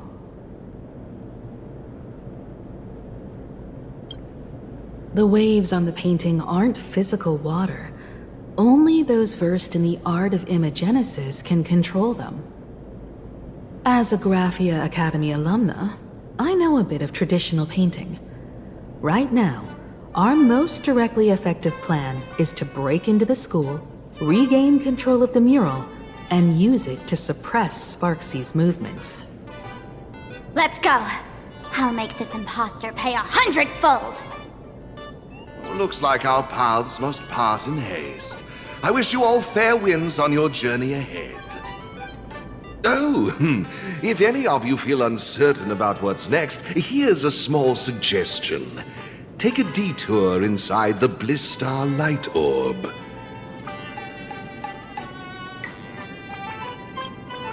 For us masked fools, that light orb holds the same significance as the Phantos Moon hanging above. Deep within the orb, everyone can find the divine revelations of the elation.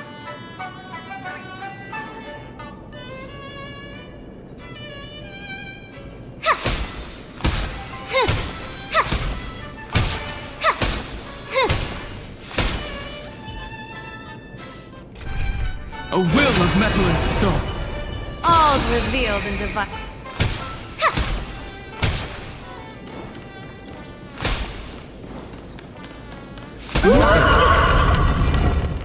But this doesn't look like where we came in. Don't worry. I had old Gio open a shortcut.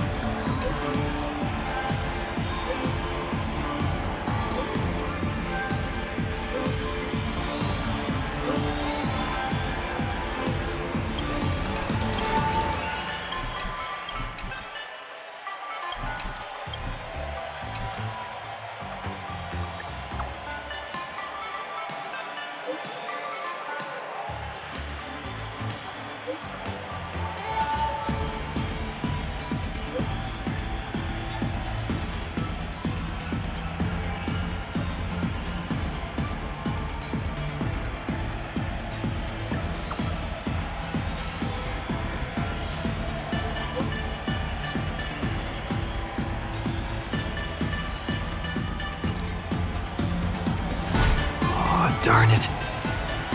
They found something else at the school? We need to pick up the pace.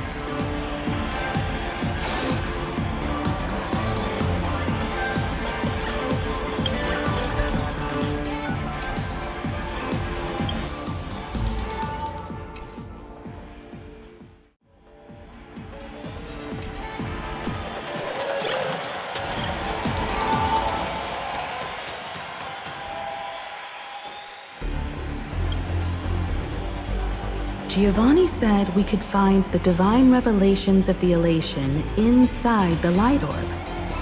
Don't tell me this orb is another tavern room. Bingo! Your intuition's spot on. It isn't just a light-polluting orb. Think of it as a shrine for fools.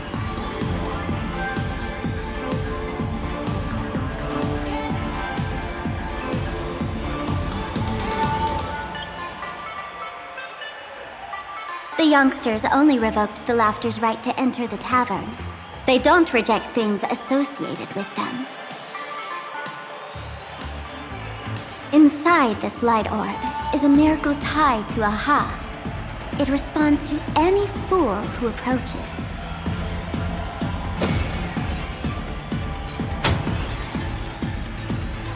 Let me show you something mind-blowing. Here we go. Open sesame!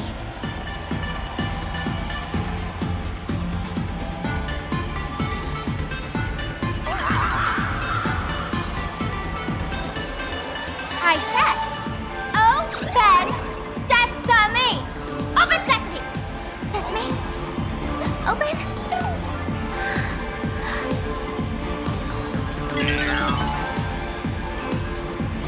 Hooray! I don't even count as a masked fool anymore! What a wonderful surprise! The imposter stole my identity too!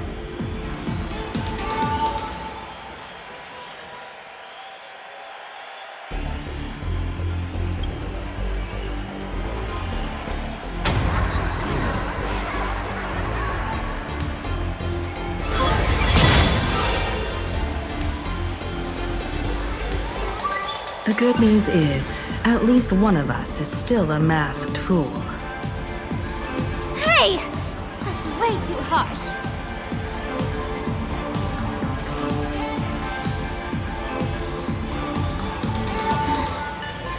I hate to admit it, but gray hair, it's opened for you. The light orb has acknowledged you.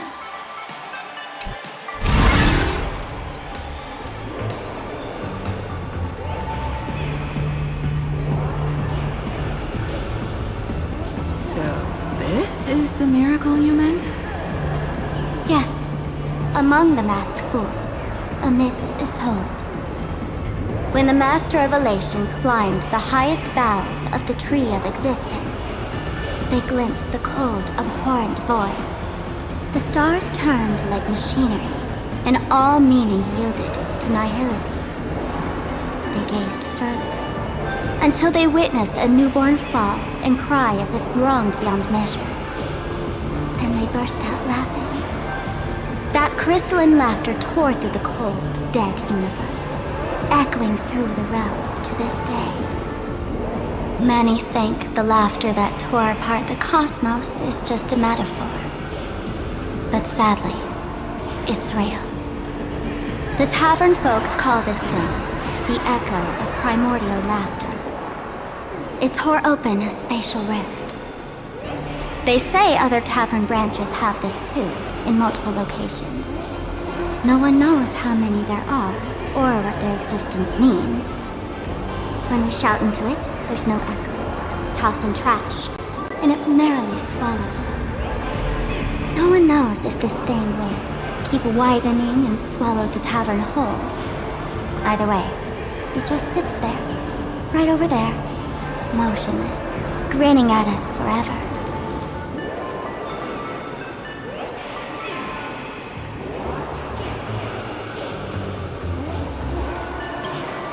Just stick your hand in there. It's said, at a turning point of destiny, A fool need only reach into the rift and grasp something. The tavern folks call it the Laughter's Gift. No one knows what this thing will bring to those who seek it, fortune or otherwise. But one thing's for sure. Your destiny's bound to get much more chaotic. Hey, gray hair. Wanna give it a try?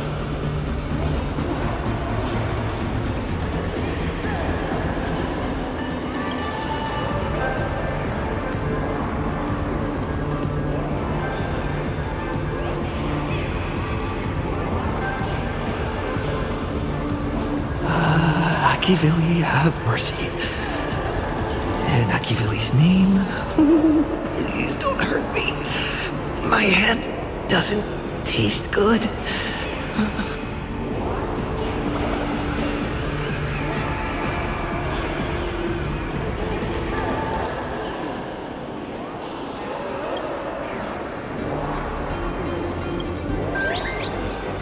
Is this?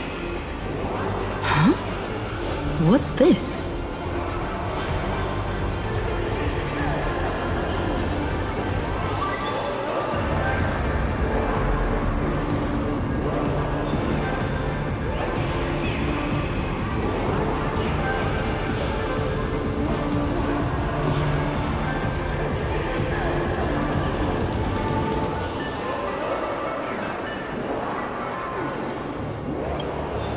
Laughter above, they really answered!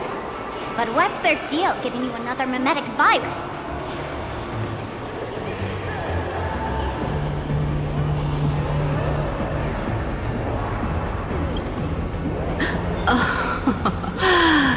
Now I get it. Audiences infected with the Sparksy virus naturally won't be able to resist Sparksy. We'd end up like that soon after breaking into the school. But if we're already infected with another mimetic virus, well, that changes things. And this banana serves exactly that purpose, to buy us some time to resist. The elation really has a twisted sense of humor, huh? All right, let's move.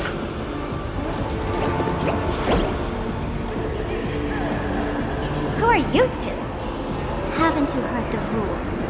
Only one fool's allowed in here at a time. Who am I? Well, just a passing detective and his assistant. Have I been asleep too long? Or has humanity sunk so low they don't even care if they turn into monkeys?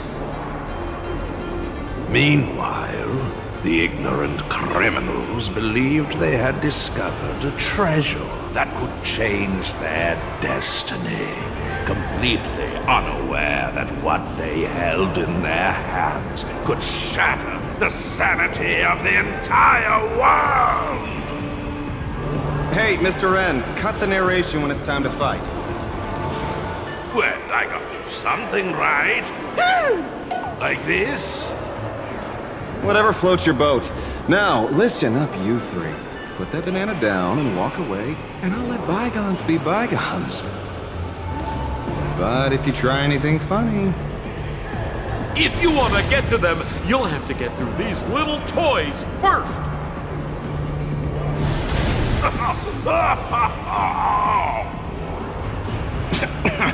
Are these folks really the Nameless? In all my years, I've never seen the Nameless dealing with mimetic viruses. The real deal. Just some Nameless passing through. Mr. Wren, I've got to go after them.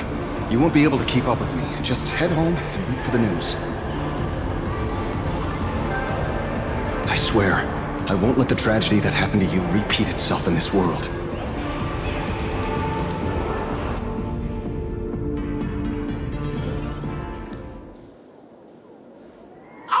Over here! This way! Run faster! You don't want to get caught by that guy back there, do you? Yo, bro! Just how many troublemakers did you people manage to tick off when you landed?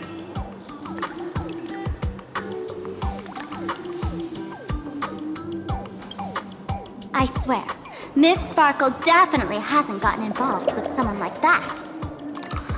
Thank you, Mr. Sampo. Now that we're all set, it's time to head to Graphia Academy for the rescue mission. Mr. Sampo, do you know which door in the tavern can get us back to the city the quickest?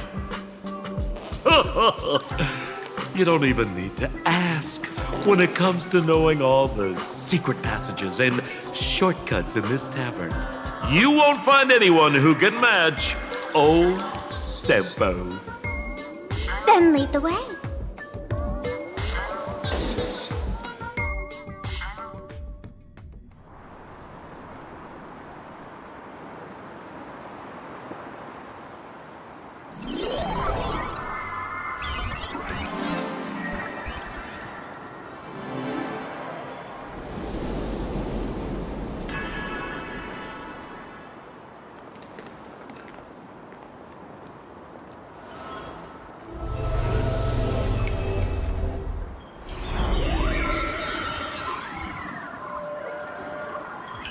Your thoughts tell me that you still have doubts about me.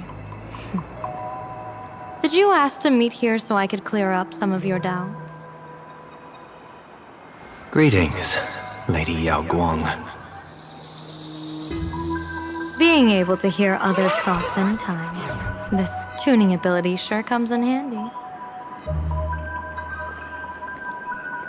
Compared to the seer strategist's ability to come and go as she pleases, this is nothing but a parlor trick. I've heard that Xianzhou folks are big on etiquette, yet here I am, and you're still playing hide and seek, General. Isn't that a bit discourteous? Sorry. I have this old problem of suddenly disappearing. It's really something beyond my control. As for the reason, I'm afraid I can't disclose it. Please forgive my rudeness. Or, if you're truly that curious, why not use your tuning and find out? You know I won't do that. Besides, I couldn't even if I wanted to right now. Couldn't?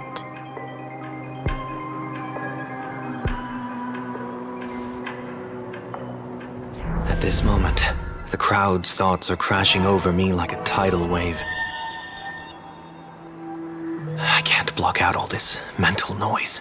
Just keeping my own thoughts from getting tangled up in everyone else's is hard enough. I see. So that's why. When you were speaking with Miss Himiko earlier, I accidentally intruded on your private conversation. My tuning is spiraling out of control. This mask is distorting my abilities. I see it differently. The loss of control is temporary. That mask is amplifying your power. How is this possible? This tuning power is bestowed by the Harmony. How could the elation meddle with their authority? Perhaps the elation simply poured more fuel into this divine authority? In my humble opinion, this mask binds the supplicant to all beings of plain Arcadia, drawing strength from those who share the same path here for your use. That's why you're hearing others' thoughts surge toward you like a tide. Your tuning is steadily expanding, and you've become the center of this melody.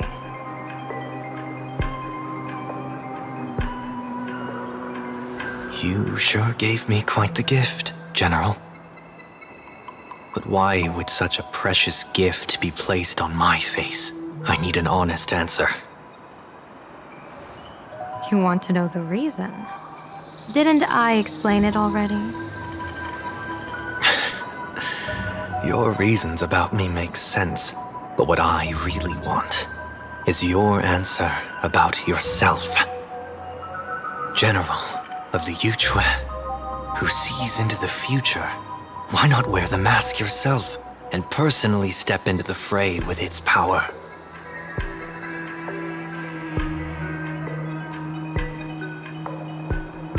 Words can deceive, but only tuning lays the truth bare. Mr. Sunday, why not use your enhanced tuning to feel the weight of that answer for yourself? Well then, pardon my intrusion, Lady Yao Guang.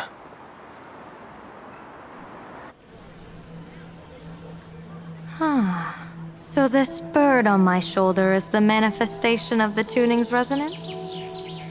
Exactly. And these symbols I see floating above people's heads would be the wheel and woe signs you mentioned, General? That's right. To become an Arbiter General, one must undergo 3 ceremonies.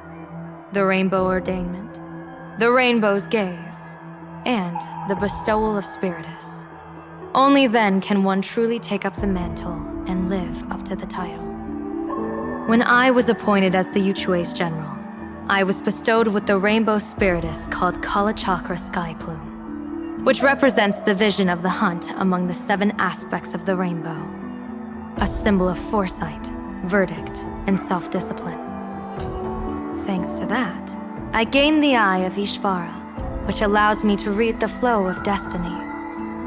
Since the day I arrived on this world, every person I've seen bore a crimson woe sign above their head, without exception. Within days at most, a catastrophic disaster will befall this place. So, that red glow rising from the edge of the city is... The blazing light, formed by the convergence of all those woe signs in plain Arcadia. In that case, General, it's all the more reason for you to wear the mask. Once your sight into the future is strengthened, you won't need to fear the deathly omen in your readings.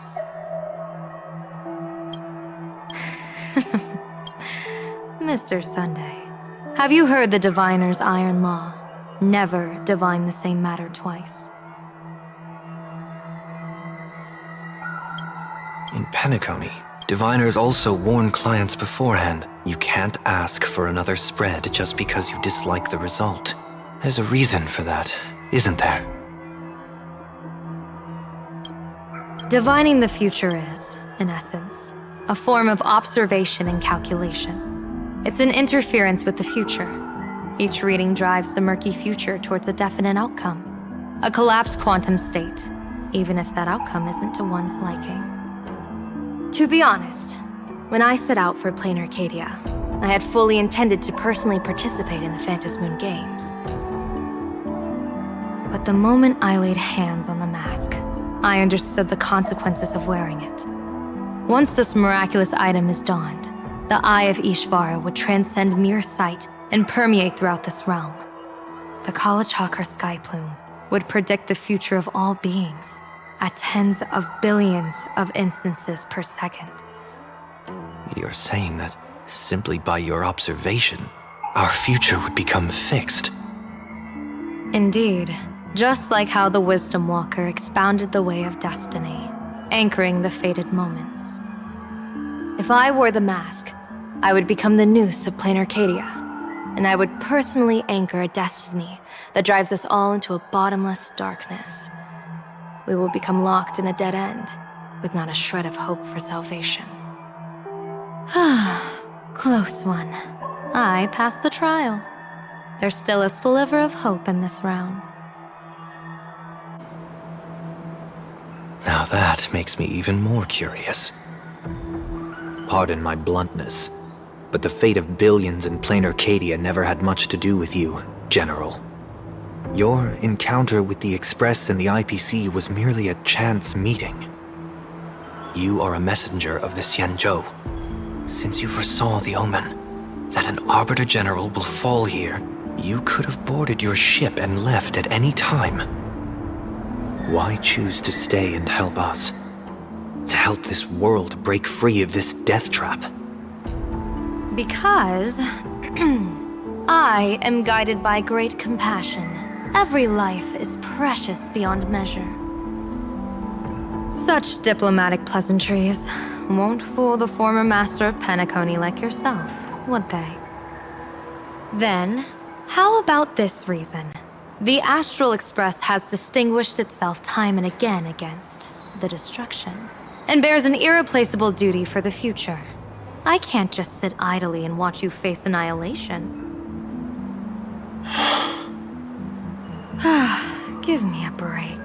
I really am terrible at all this diplomatic talk. Mr. Sunday, what makes you think that everything I've done is just to save Plancardia? What? Weal is where woe lurks. Woe is where weal leads. The good fortune of some often births the ill fate of others, and a dead end for someone may hide an opportunity for another. This treacherous land where life and death turn again and again, where fortune flips to misfortune, is, in my eyes, the perfect board for a game of wits. A game with whom?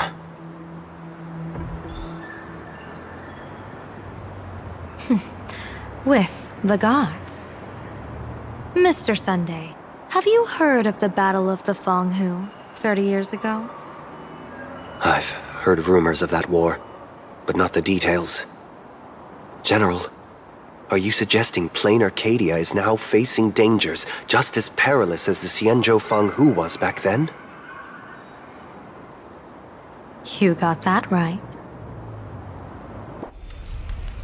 30 years ago, the Abundance Axis broke our lines and invaded the Fang Hu homeland. The abominations awakened a living demonic star, intending to sink the Xianzhou Fang Hu. With no other options, the Alliance staked everything on my Junior Soar's plan to operate the astronomical observation device, the Cloud Pier Telescope, to signal the rainbow for aid, using their Lux arrow to strike down the demon star. Whoever operated the Cloud Pier Telescope would not return. It was to be a one-way trip. So, you're Junior Soar. You guessed wrong. The one who offered his life was my master, who taught me divination. It was Master Jingtian, then the Yuchui's Master Diviner, and the only high official authorized to operate that device.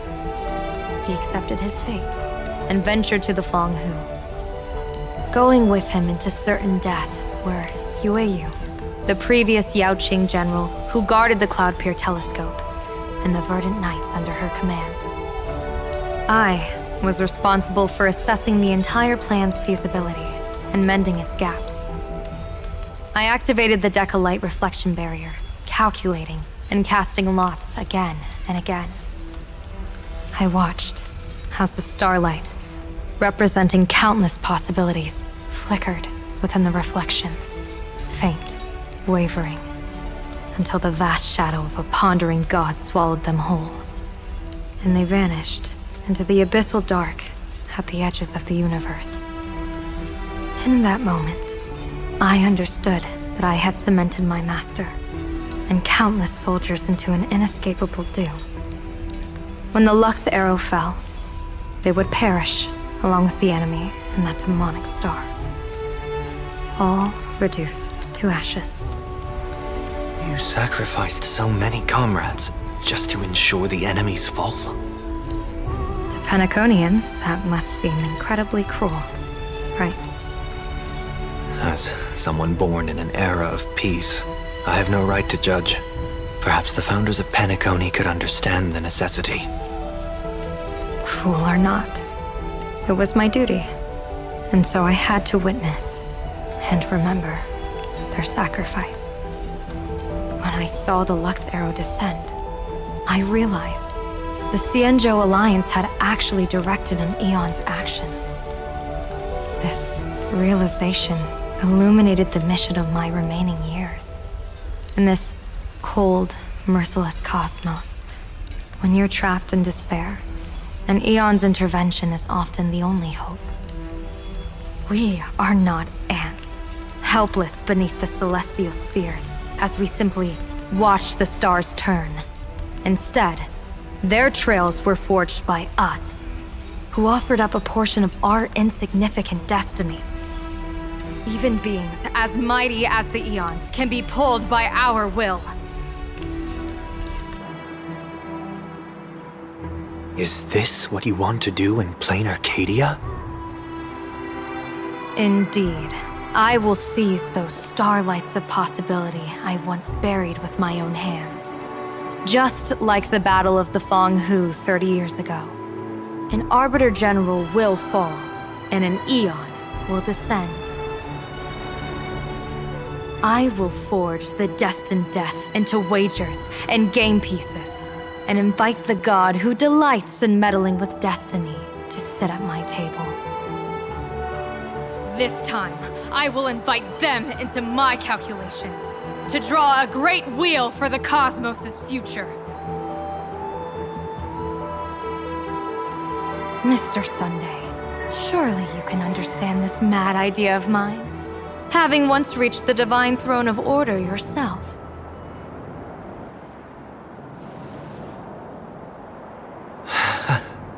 Our common ground goes far beyond mad ideas. But I was reviving a god who already lay dead and buried in the infinite dark. General, how can you be sure that the most capricious Eon would be led by your fancy?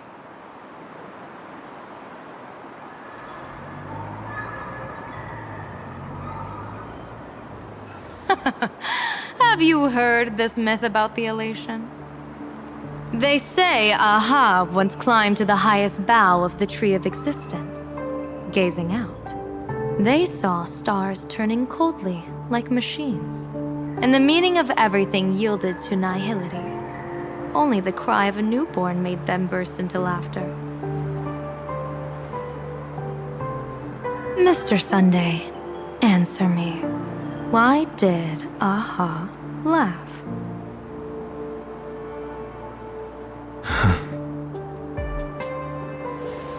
I think it's because they finally saw an audience arrive at this long, empty stage we call the universe.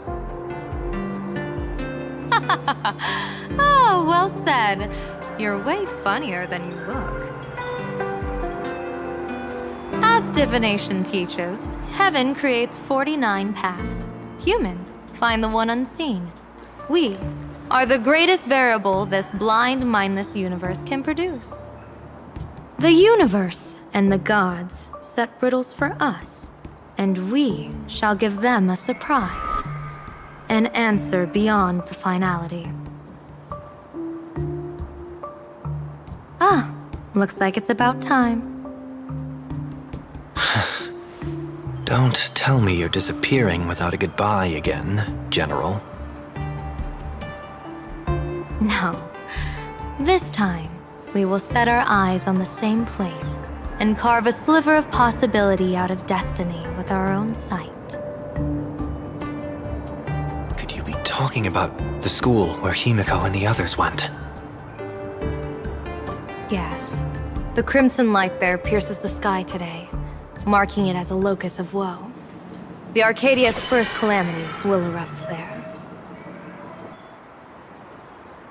I should have asked you to give them a few secret strategies before they left. Forget it. The stuff in those pouches is all harmless banter anyway. We should let them off the hook.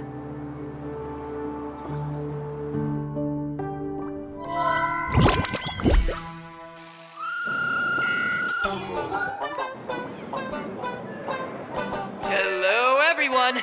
Welcome back to Full Wish TV's special news segment, Arcadian Morning Report. I'm your host, Poofy. Hi, everyone. I'm your host, Smelly.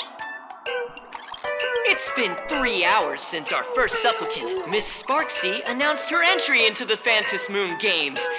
The performance she announced to all her fans, SparksyCon, is also about to begin.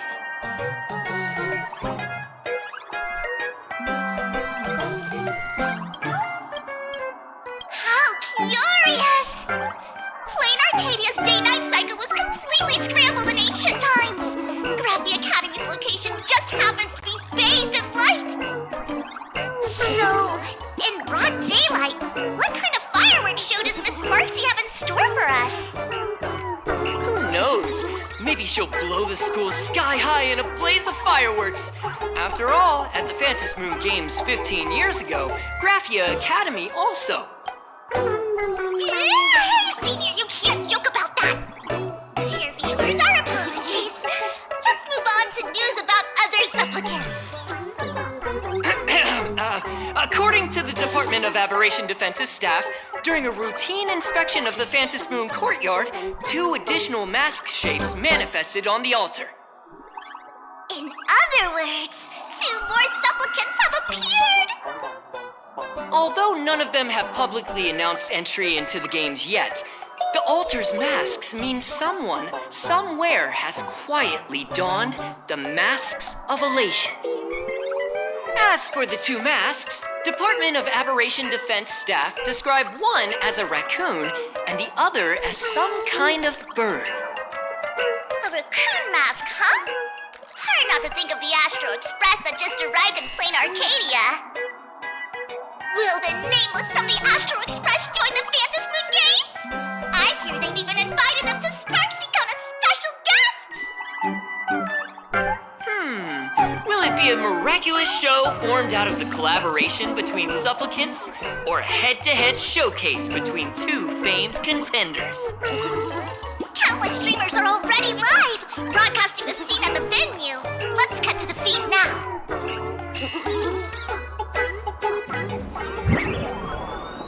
Oh! Look, it's the Nameless from the Astral Express! One girl, 1,000 faces. 1,000 faces, one girl. Welcome to the SparksyCon live broadcast. Dear lovely fans, please be patient. SparksyCon is about to begin.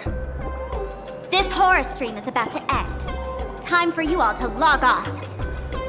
That woman has Miss Sparksy's face. What a pathetic imitation. What? My face is the original! Miss Sparksy's face alone is the greatest masterpiece in the world! Everyone should listen to her sweet voice and gaze upon her adorable face! We shall become Miss Sparksy! We offered everything to Miss Sparksy! Sparksicle! Sparksicle! Sparksicle! Sparksicle! Sparksicle! Ugh! My eyes! I've seen something cursed. The mimetic virus spread among people is way worse than we imagined. There are walking Sparksy shrooms growing on the ground. I bet we'll all end up with Sparksy, or rather Sparkle faces before we can get very far. Are we really using that? If we don't take down that imposter before the virus hits, we'll all be monkeys in the jungle. Become a fake of a fake or a carefree monkey. Your call. On second thought, being assimilated by an imposter doesn't sound that bad. Enough talk. Eyes on the banana. Ow! Ma'am, a little warning before you stab someone with a banana, please? Come on, banana. Remember the plan we made at the tavern. Yes, we dig out the imaginated painting Sparksy hid, then use waves to give Graphia Academy a good banana wash over. But what if that imposter figures it out? Just try to keep her busy and buy us some time. Let's do it!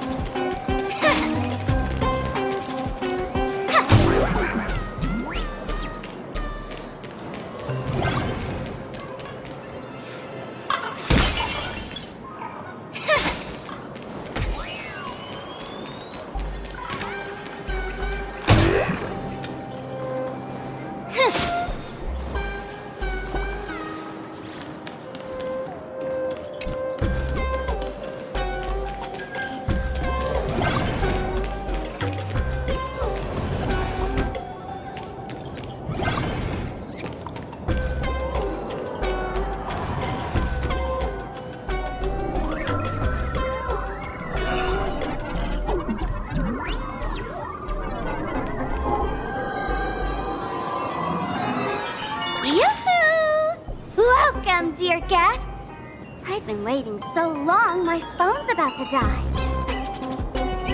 Drop the act, my dear Mask. I shouldn't have called you an imposter. That was harsh of me. Come back to Mama's arms. It's not too late. If the Astral Express crew gets involved, they won't be pulling any punches.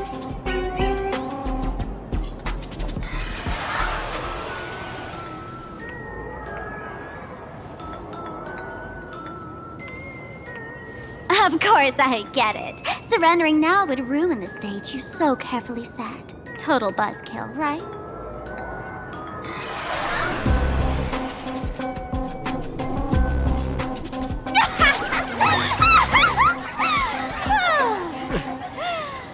So you still don't get it.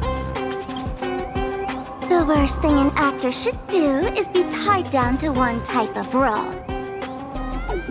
Standing before you. The loyal friend who's been by your side all along. The masked fool who never played any tricks. She is actually the old mask I have shed.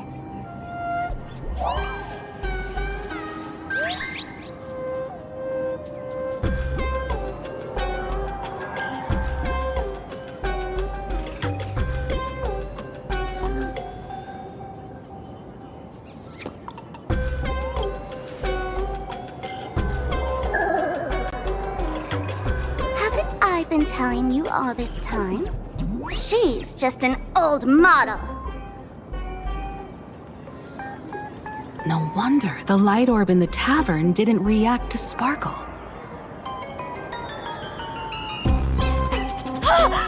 For real? That explanation is kinda awesome. Look at those expressions on your faces.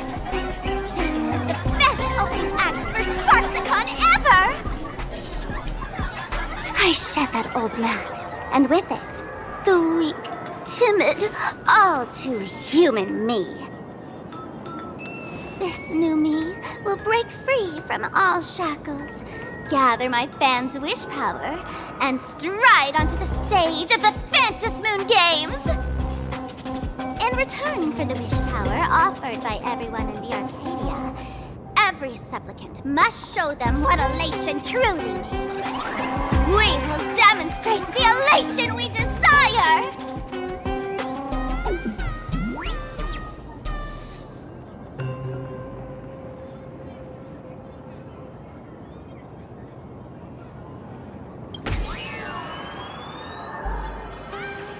There's no coercion involved anywhere in this. It's a simple yes or no, like scrolling to the bottom of the terms of service. One encouragement, talent, quick cash, universal praise. Download the Sparksy virus. Ta-da! Click confirm, and you're set. Isn't that exactly what they crave? Elation in 3 minutes flat? Nameless, you're doomed to lose. You can't stop what people desire. We can't stop their desire. But in this stream, we'll show this Arcadia world another possibility. What did you just say? We'll show everyone watching the live stream the elation of the Astral Express.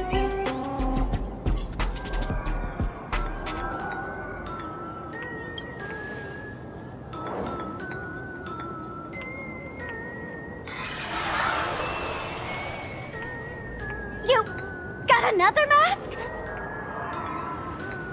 Before Sparksicon begins, the hero of the Express will defeat the villain who tried to spread the virus. And soon, the world will watch it happen live. In their hearts, they'll long for the Trailblaze too. You were never the only option for the audience, Sparksy.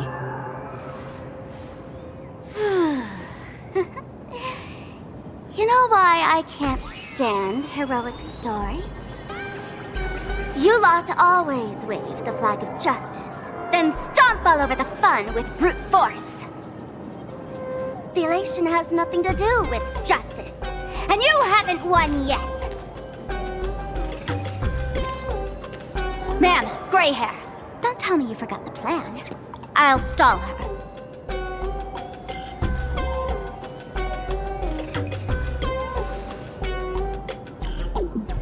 A long, long time. Come on, gray hair. Have a little faith in me. There's one thing I've always wondered. Who's the real Sparkle, and who's just a mask? Shouldn't the last one standing decide that? Then let's settle it, right now! I'll make you the opening firework of Sparksicon!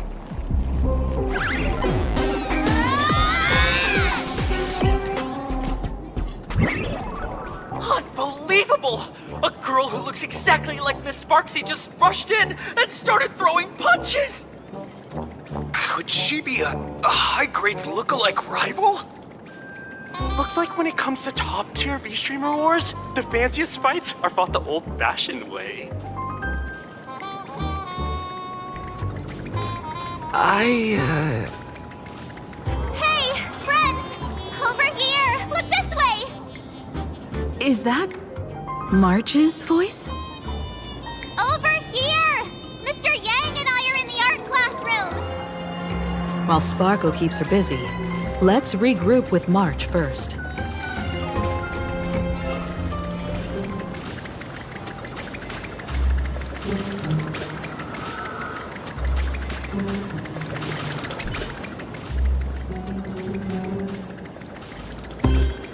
A mere mask dares to threaten its master with such arrogance!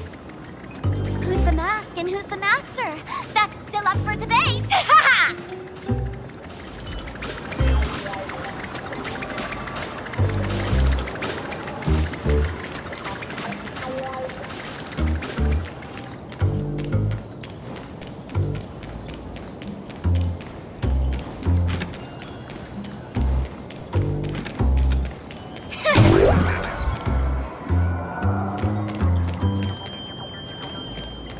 Love the sparks! Guard the sparks! Never fear the dark! Then what kind of trash rhyming is that?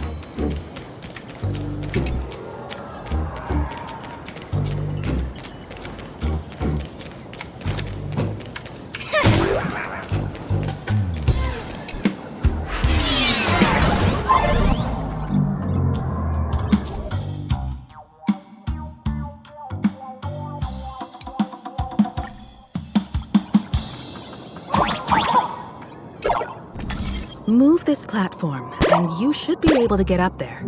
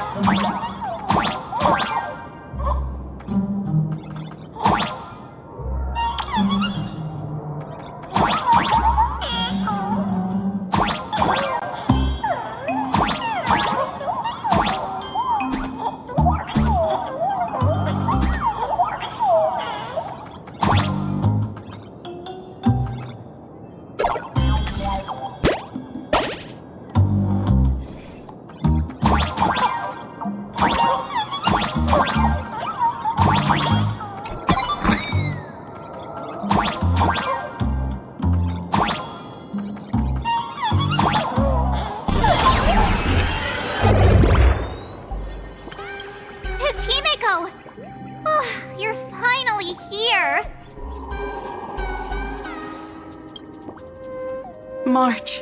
I'm just so happy you're safe, Bana. After he escaped the school, I figured he'd bring you back. So while Sparksy was away, I found a classroom to hide in. The students around here have been acting weirder and weirder. Good thing my heart is pure and untouched, so her tricks don't work on me. Hold up. Were you two just talking with some weird verbal tick?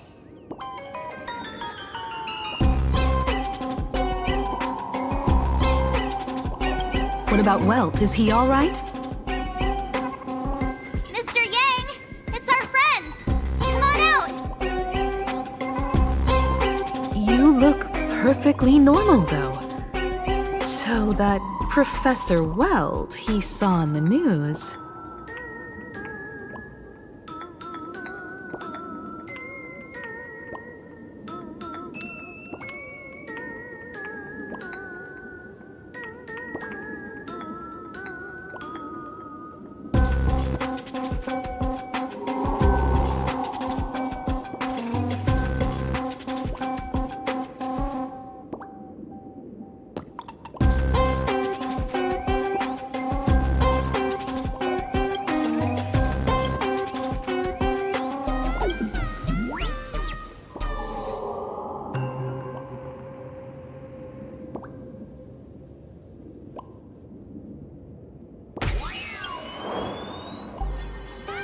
As expected from Teacher Yang.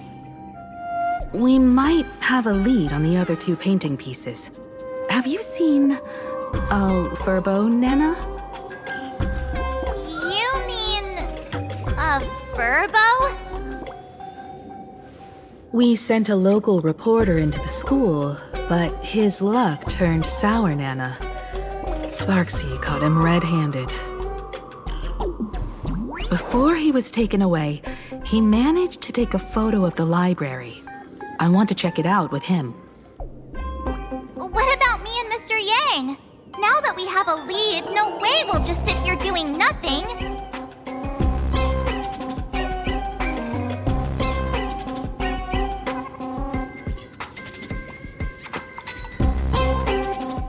That's the plan. Let us know right away if you find any leads.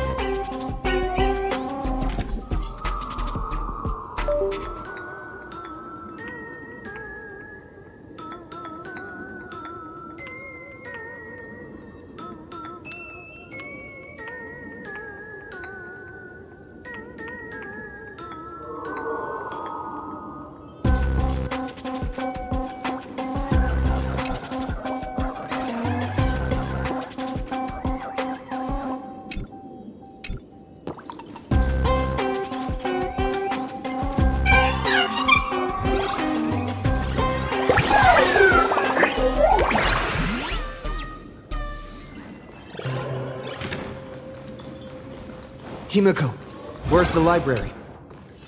I know the way. I just hope they haven't renovated the academy in the past 15 years.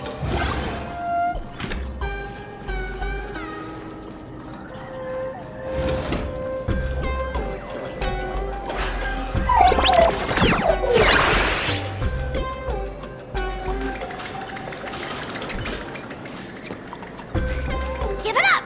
You outdated model! Shush! Eat my hammer! Ow! Ah! Darn it!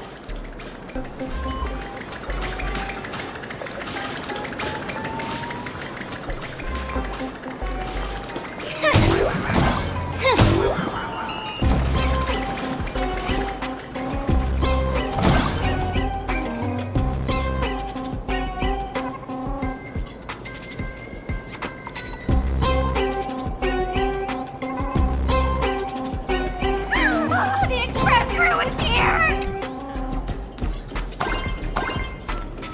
Please follow my live stream, chick. Please give Miss Sparksy lots of likes!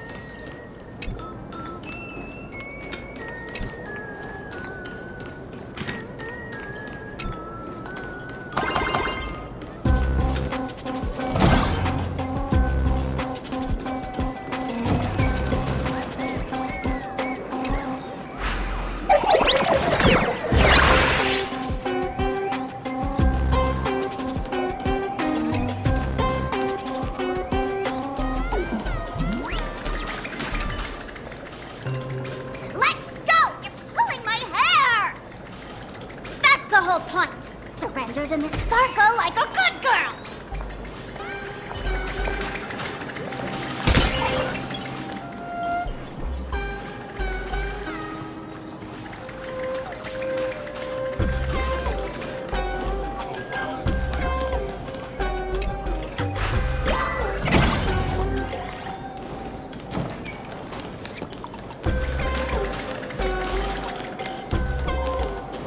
The library's just up ahead.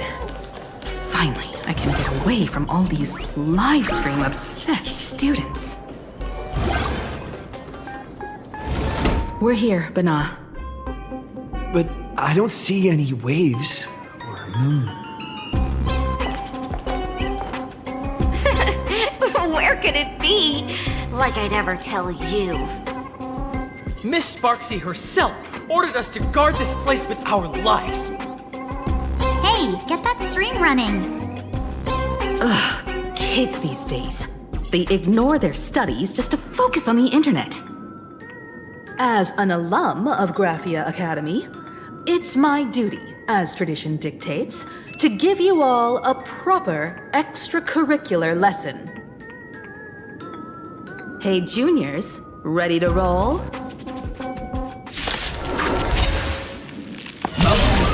Back and rise! Clouds have scattered.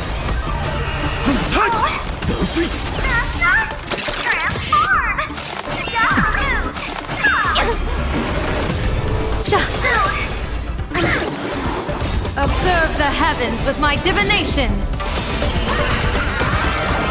Best of luck. An explosive start.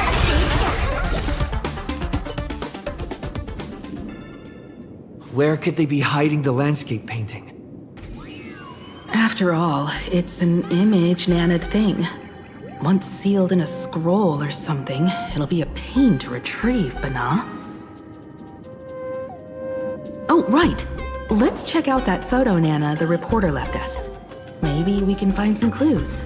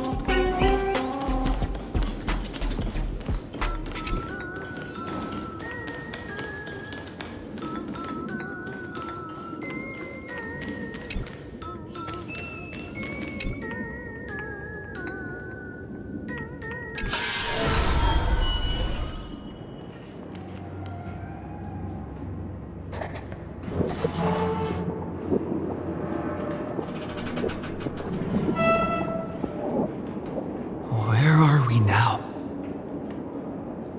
This place looks just like any other classroom. But something's off.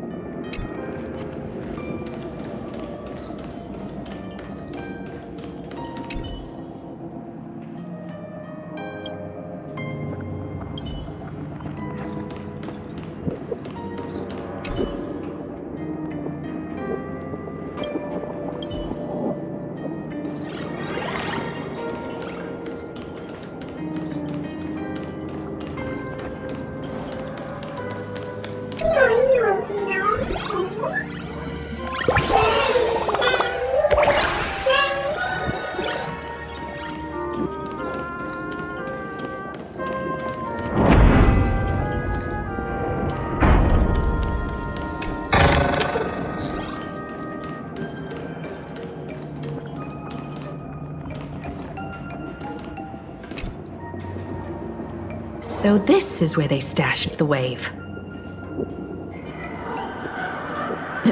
Did you hear something? I think I heard someone laughing. Something's not right. Is there something hidden here?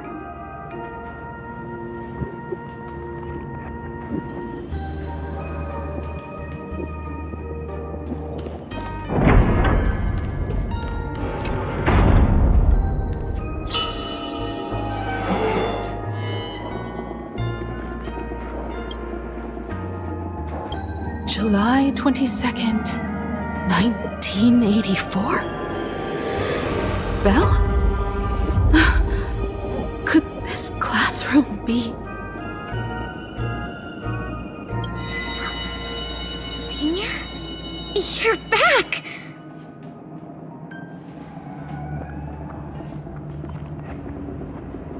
Belle? And you are? But how is this possible? Boss, you're back? It really is you, Senior! You look so different. We almost didn't recognize you. Still, that dashing aura of yours simply can't be obscured. And so many of us, we've been here, waiting all this time. I'm so sorry. I was gone too long. It's unforgivable that I never came back to visit you all. You apologizing so seriously? That's not like you at all, Senior. Yeah. After all this time, the least I can do is smile. But all of you are already dead. Himiko? These students... who are they? They're the shadows cast by my past regrets. Young lives buried here by a tragic accident. What? Oh no, Senior, he's here! That thing is coming! Wait, what did you just say? Everyone, hide! We mustn't let that monster find us! Run, Senior! The Herald of Death is back! Belle!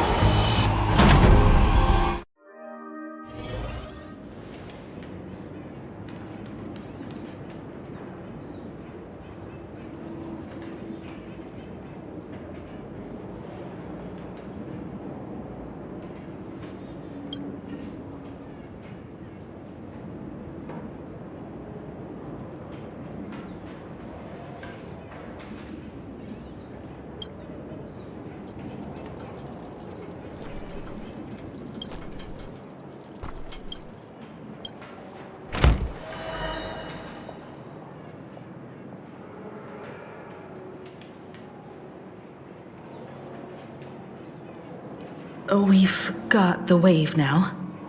Time to regroup with Welt and the others. You can't save them. They're already ghosts. It wasn't Sparksy who attacked them, but something far more cruel. And they didn't die in the present, but during a certain twilight 15 years ago. We can't change their fates. However, this definitely isn't some kind of time travel to the past. Someone created this space for unknown reasons, only to reenact before an eyewitness the bloodbath at Graphia Academy from the Phantasmoon games 15 years ago. That's right. But that has nothing to do with the enemy we're facing right now. I know you have a lot of questions now, but we'll have time to talk about all this in detail after we deal with Sparksy. Come Come on. It's time for us to meet up with Welt. He just messaged and said he and March found the missing Furbonana reporter, Bana, and the final landscape painting piece.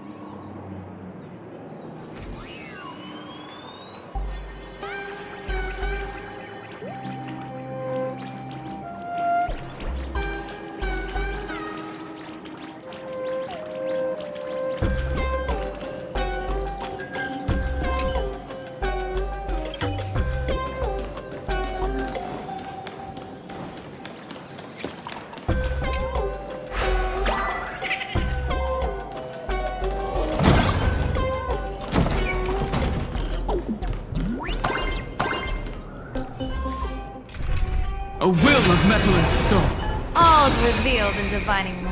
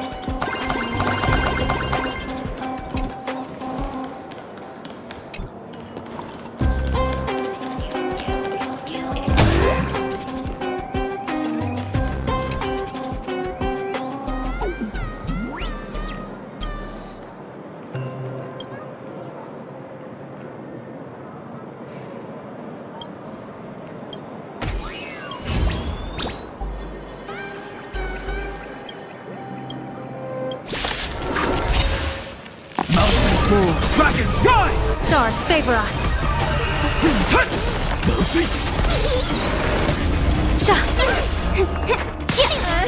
Soaring above the lands, this is permanence!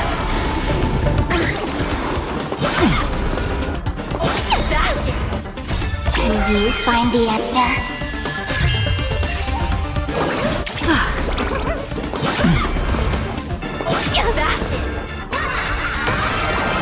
Best of luck. An explosive start.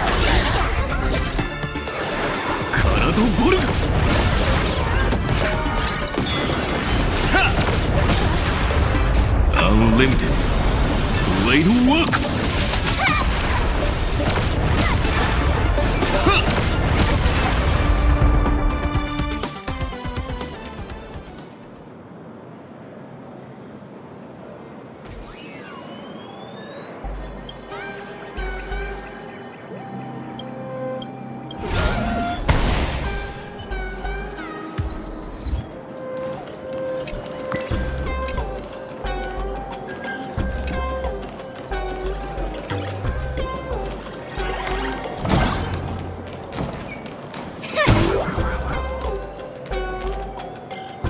A will of metal and stone. All's revealed in divining light.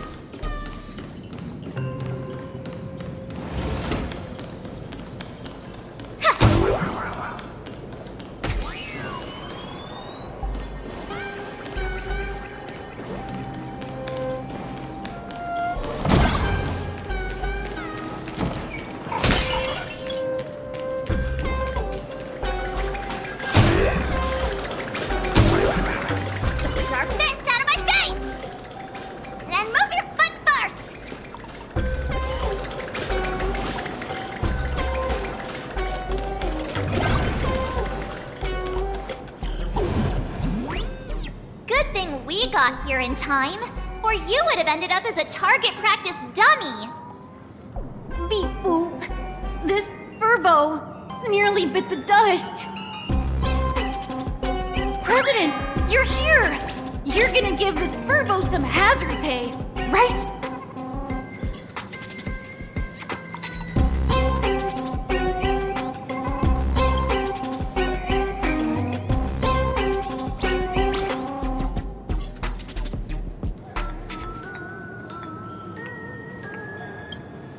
Wispe called emotes. Sparksy must have given the moon to one of the emotes to look after. She really went all out, didn't she?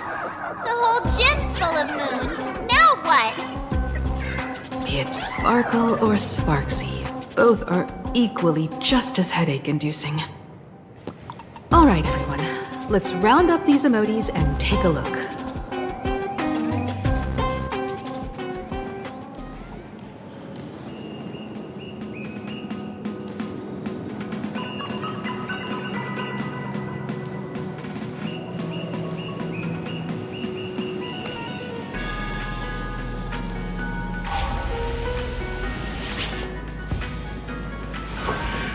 Were you shocked just now?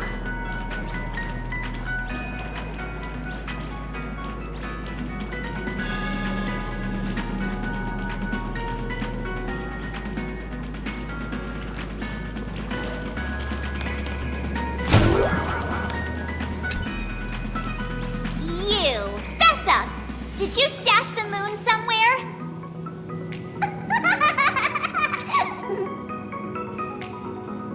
I pried open its mouth to take a look. Seems this little guy didn't swallow the moon.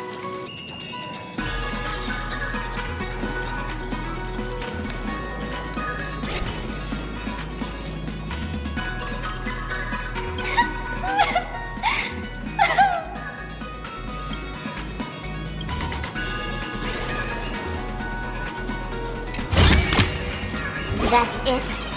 Guess it'll have to do.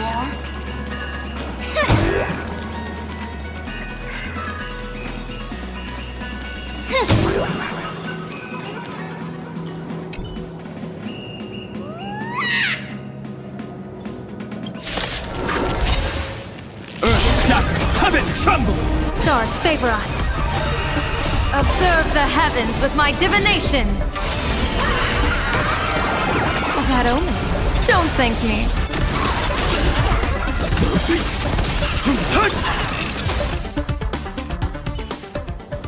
That's what I call a good day.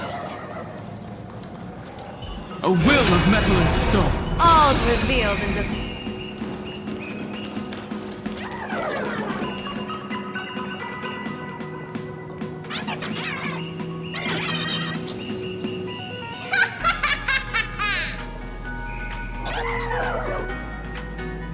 Oh, that sneaky laugh.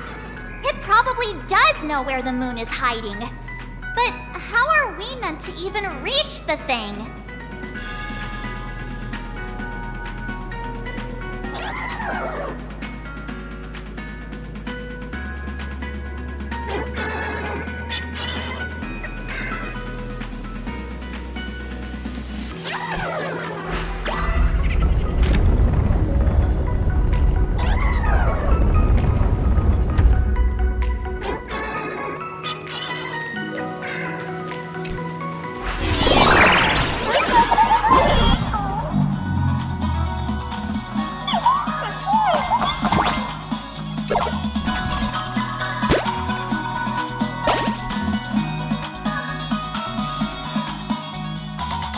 The gym. I've missed this. There was a time when I really envied those classmates who could sprint across the field, giving it their all.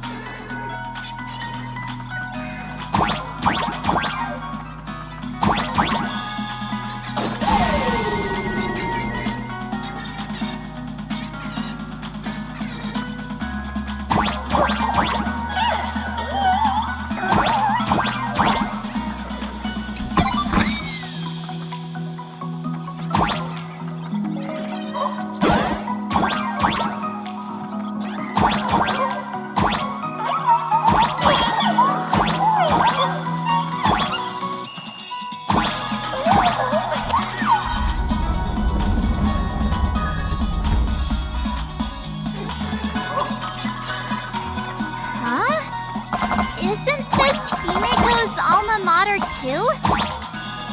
Oh, don't tell me Himeko was the quiet type who stayed far away from the gym back in school.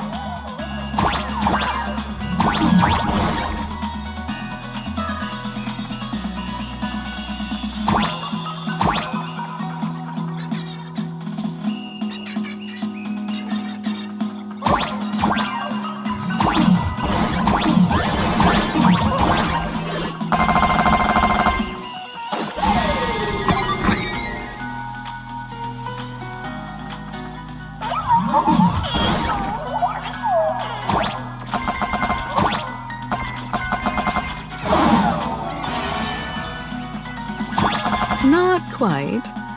I'd already graduated by the time I started feeling this way. Due to some circumstances, I went back to my father's school to work.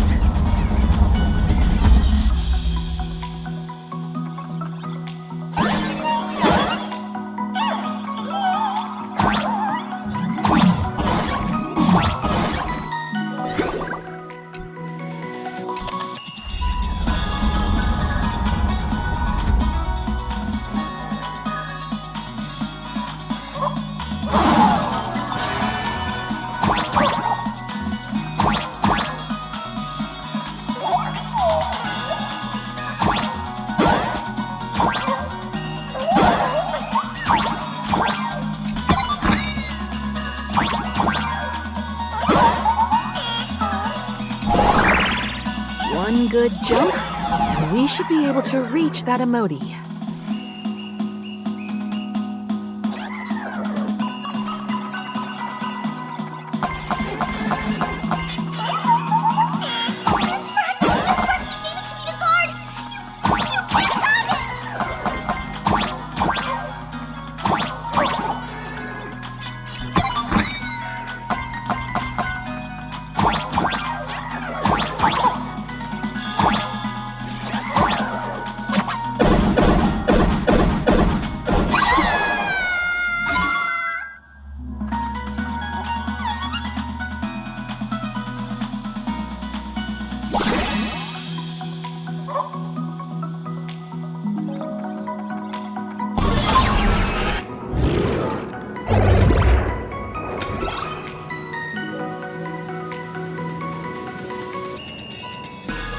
Alright, time to settle the score with Sparksy.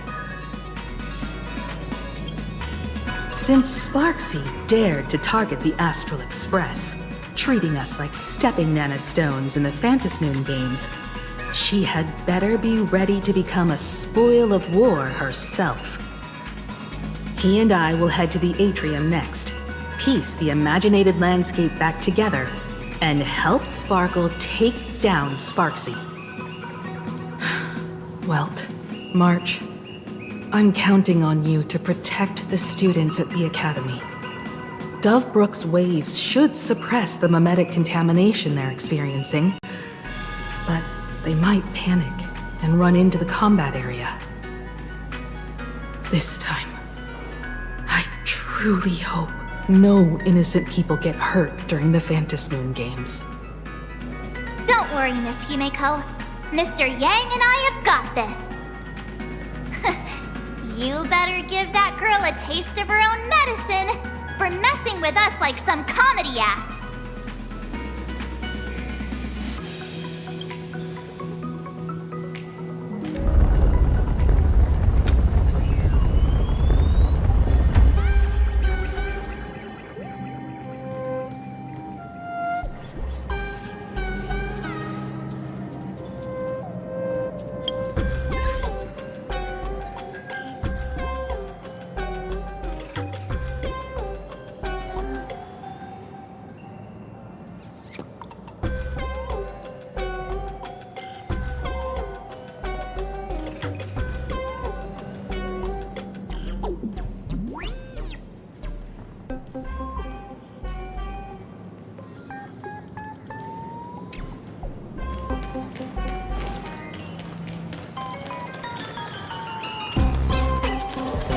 What does everyone think?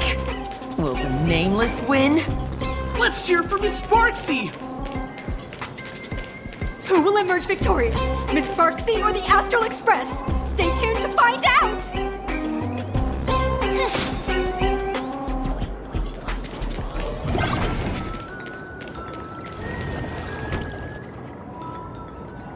Sparkle and Sparksy are gone. And the students too? If you think you've got this in the bag, you're in for a rude awakening. Sparksicon hasn't even started! Da-da-da-da! Time for your SparksyCon Grand Finale! Because I, the Nameless of the Astral Express, will challenge you as a fellow supplicant and crush your elation.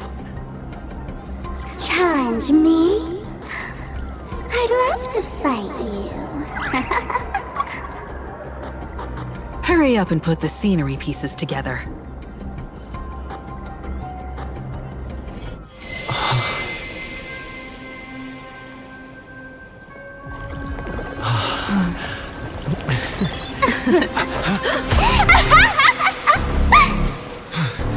That annoying old model has already fallen asleep.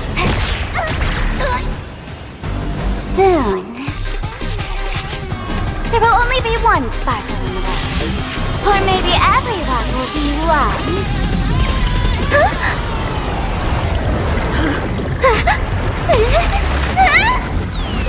Don't attack during my transformation! Despicable! Too bad. The audience has all arrived! I hereby declare the first battle of the Fantasy Supplement has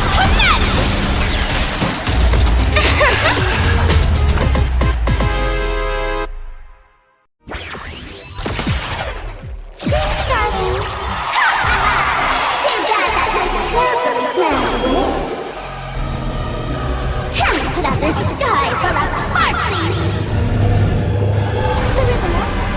Which power will convert here? Dragons, obey this order. Calamity undone, soaring above the lands. This is permanence!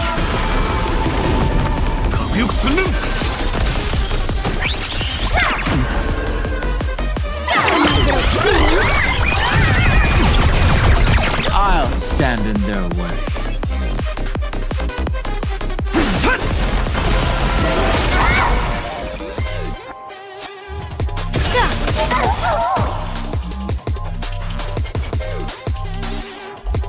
Why don't you stay and play? Don't move, okay?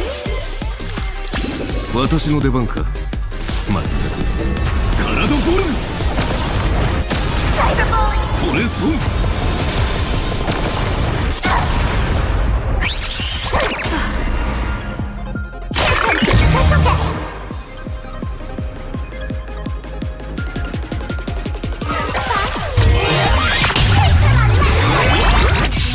Where the heck did she drag me to?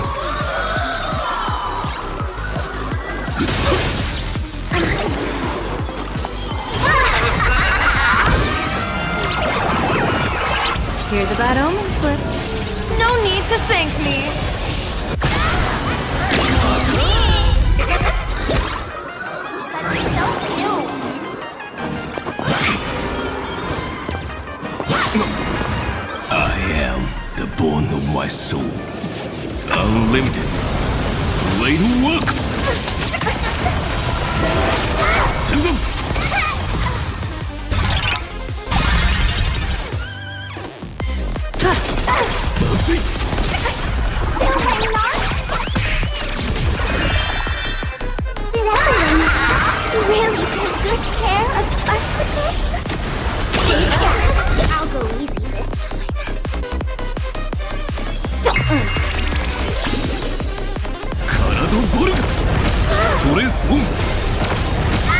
Let's play. Can you find the answer?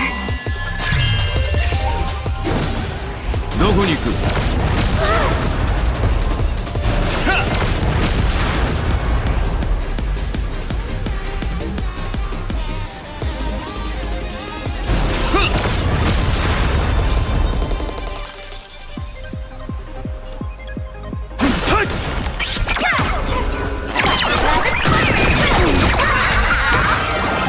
That only. Don't thank me.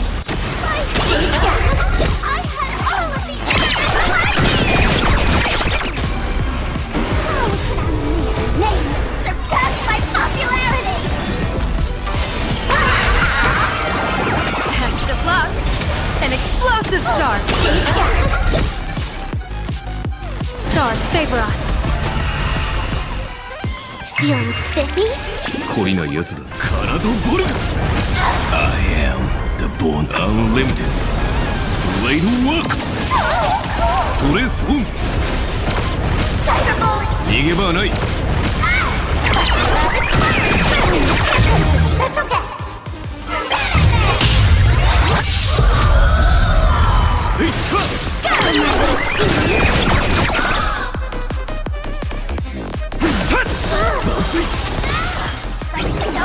Dragons, soaring above the lands.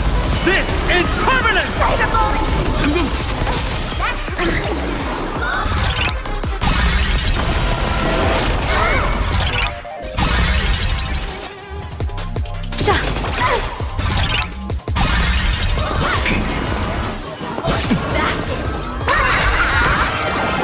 That only.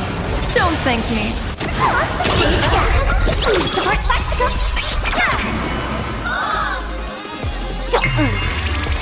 私の番かカナドボルグ I'm gonna quit. I understand. Everyone did their best. トレースオン Not everyone wants to be you. I'll show them my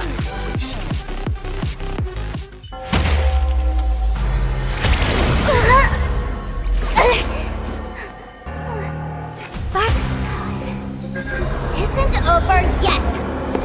Stop her! She's trying to escape to the crowd!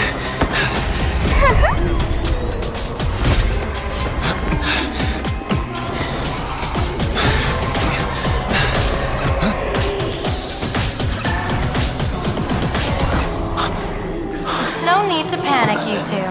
Sunday will share my vision with you. Let my eye of Ishvara see through it all.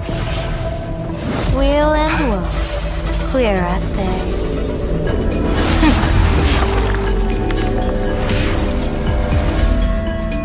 I see where the culprit is. Not you.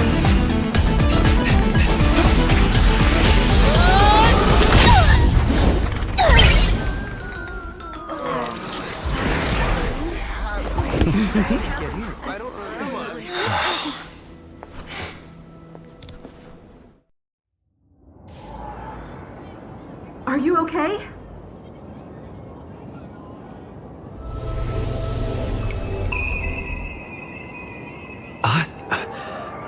Where did everyone go? Look over here. General Yao Guang? Am I seeing things? We're just attuned to each other, that's all. Feeling dizzy? Don't worry, it's just a minor side effect. When I first opened my eyes, I couldn't even conduct basic self-care for nearly a month. Don't worry though. With my reinforcement, you'll be back to normal in a moment. Thank you, General. By the way, above your head, Can you see the sign above my head? So, whether it brings weal or woe, whether it changes or not, please keep this secret safe from me. Don't let me know, and don't let anyone else, okay?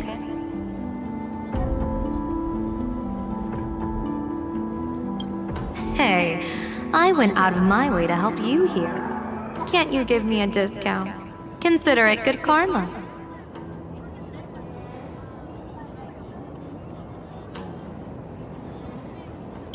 I'm afraid not. As an observer, your gaze reaches far deeper than his. In that fleeting moment, your eyes gained insight into my destiny. For those who wish to defy their own destiny, the best approach is to avoid gazing too long into fate, especially not letting powerful observers do so. Now that you know the reason, surely you'll do me this small favor and keep this secret?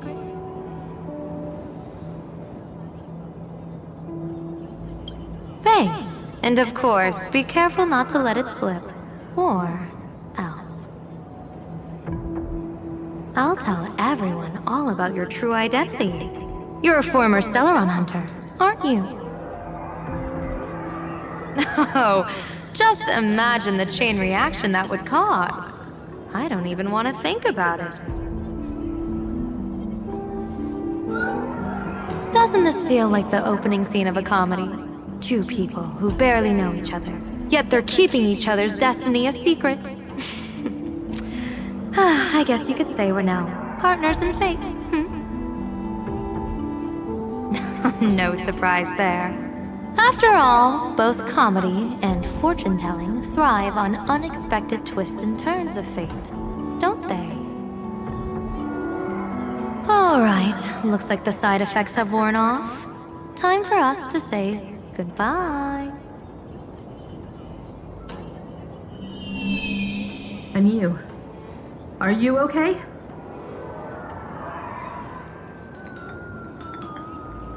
What just happened? I was so confused. I couldn't see a thing. All I remember is Sparksy and the Nameless got into a fight. I saw everything. The Nameless from the Express smashed Sparksy right into the wall with one swing. That strength was unreal. That was such an epic fight, as expected from a cosmic hero. That was seriously awesome.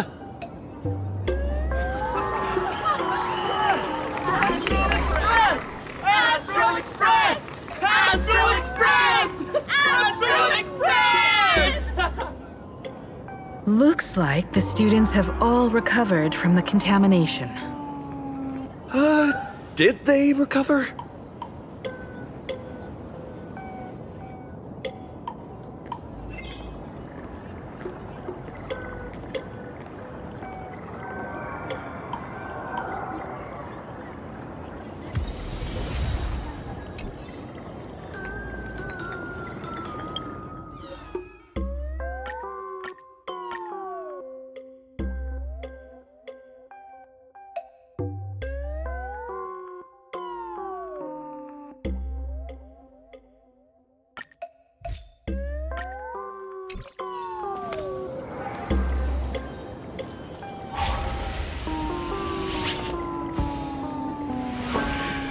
Were you shocked just now?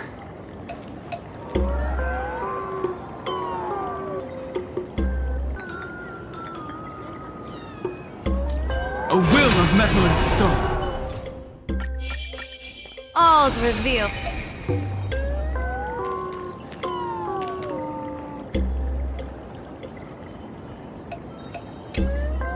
When she absorbed me, I thought it was all over.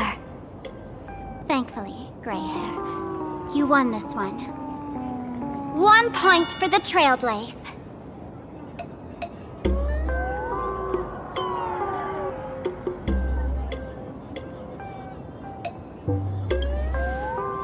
Who knows?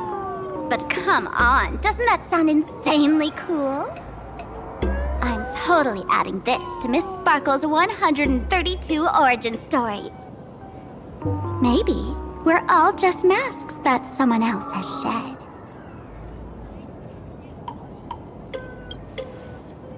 The tavern?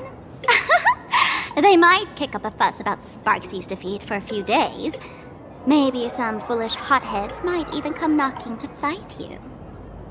But trust me, give it a couple days and the tavern will act like none of it ever happened.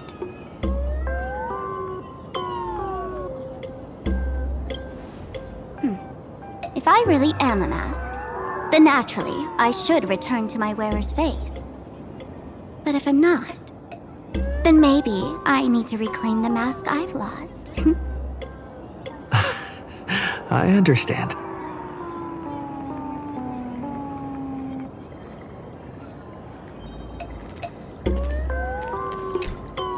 Sparksy probably didn't expect that the first miracle of the Phantasmoon games wouldn't be everyone becomes her, but the Express hero defeats the villain spreading the virus. Compared to a streamer reflecting people's desires, the fearless trailblazer of the Astral Express is more of an attention grabber. That's right. Sometimes the supplicants work together, sometimes they clash. It's like a coin toss. No telling which side will land until the moment it hits the ground. At least this time, I hope it doesn't end in bloodshed.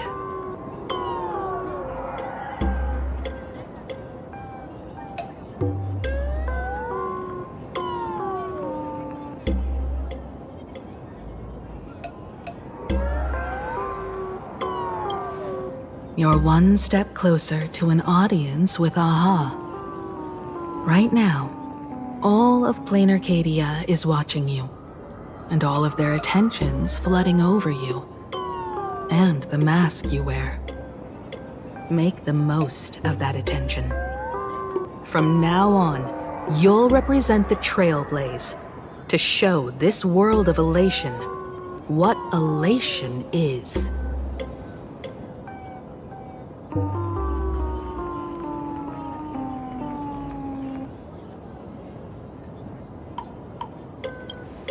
Show mercy. Or don't. No, I'm just kidding. Lower your bat. The audience in this Arcadia doesn't go easy on losers at the games. She'll lose her wish power soon enough, and the Sparksy virus will fizzle out. You can hand her over to the Department of Aberration Defense for imprisonment, or set her free. As a supplicant who's become the focus of all, I'm sure you've already made your decision, right?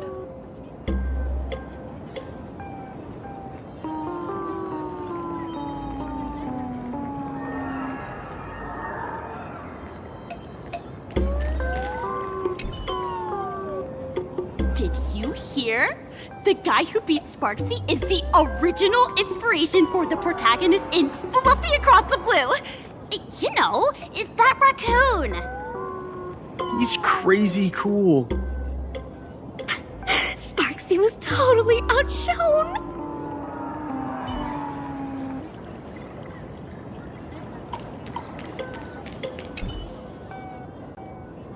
Wow, I always thought the whole hero who defeated the Antimatter Legion thing was just hot air.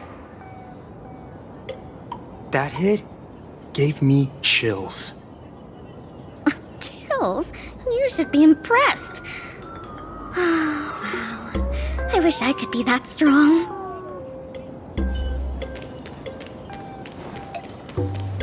You're joining me.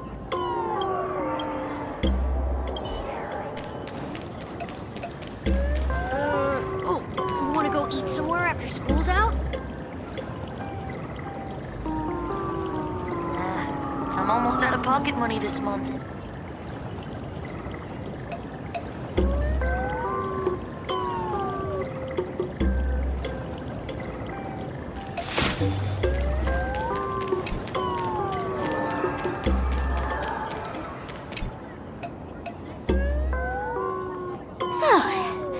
Victor, here to claim your prize?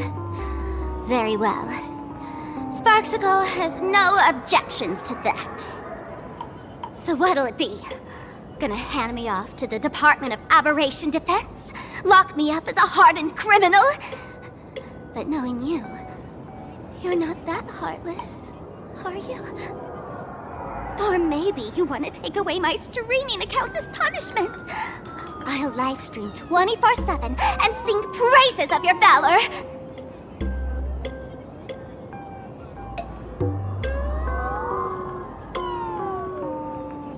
All right!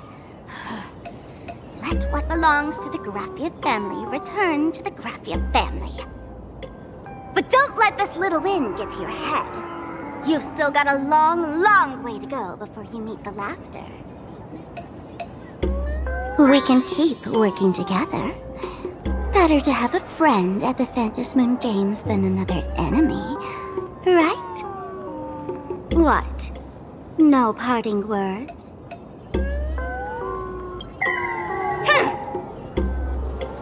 How do you like this ending, Sparksicle? Old model. You and your powerful supporters won this one. I've got no comeback. As a mask, what do you plan to do with your original self? Who's the mask and who's the original? Shouldn't that be decided by the one left standing? Your plan is finished. Your relation has been eliminated. You're the one who should be called the old model. That elation isn't mine. It's the elation everyone chose. And besides, wasn't it your idea in the first place? What? You told me to leave you behind. You also told me to take the idea and its relevant memories and go chase my dream.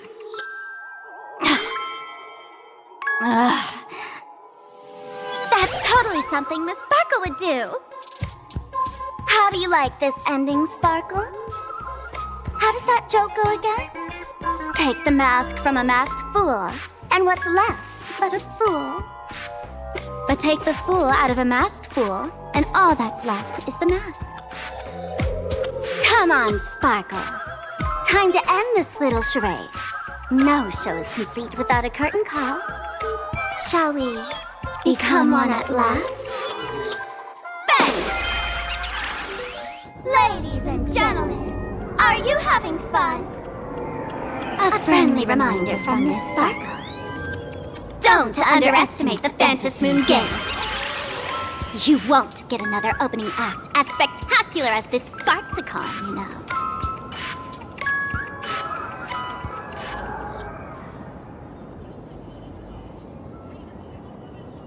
Sparksy. No. Sparkle? Which one is which? Perhaps it was just a masked fool playing a harmless trick under the watchful eyes of the gods. Or maybe she just wanted to remind us that the elation in plain Arcadia has become something even the gods no longer recognize. In any case, everything here has come to an end. We should move on and unravel the next plot.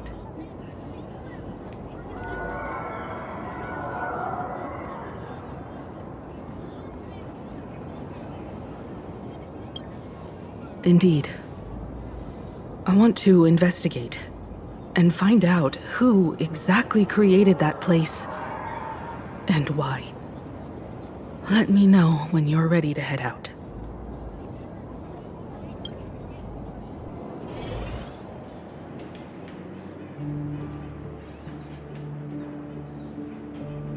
This place. It's like nothing ever happened. The ghosts are gone.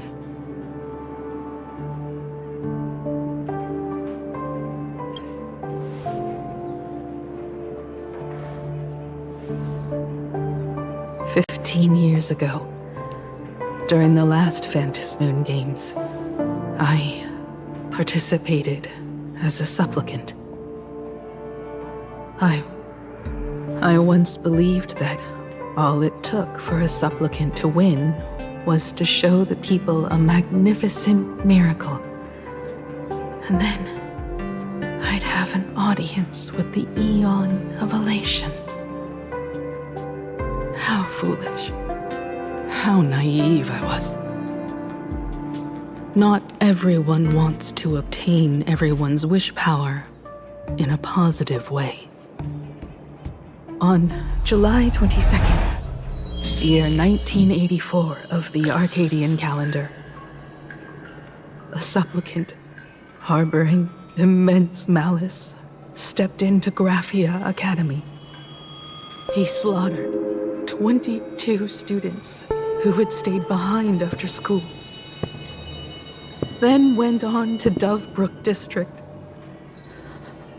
where 146 innocent civilians were either killed or wounded. That killer moved like a deranged artist, leaving corpses, imprinting his signature mark. The Bloody Bloom. The media dubbed him the Herald of Death.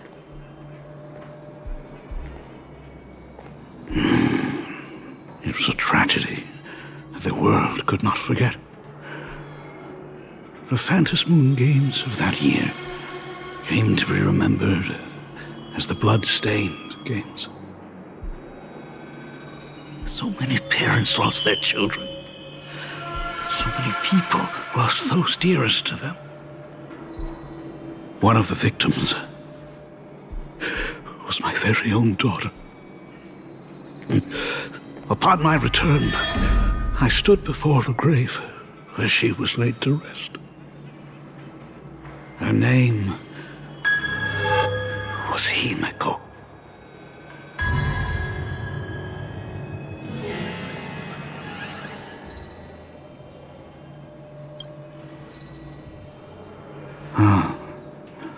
Forgive me. Allow me to introduce myself. I am Ryusuke, the current dean of Graphia Academy. So, this lady who bears her name, who exactly are you?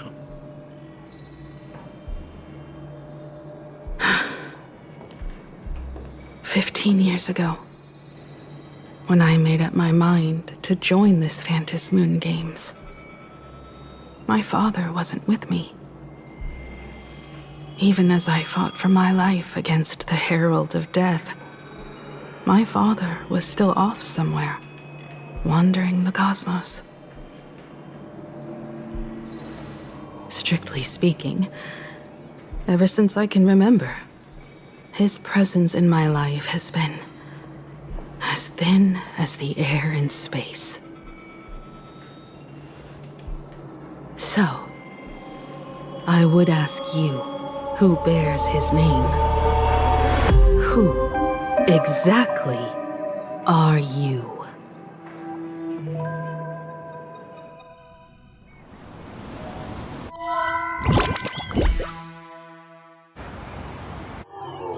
Welcome back to the Arcadian Morning Report Special Edition.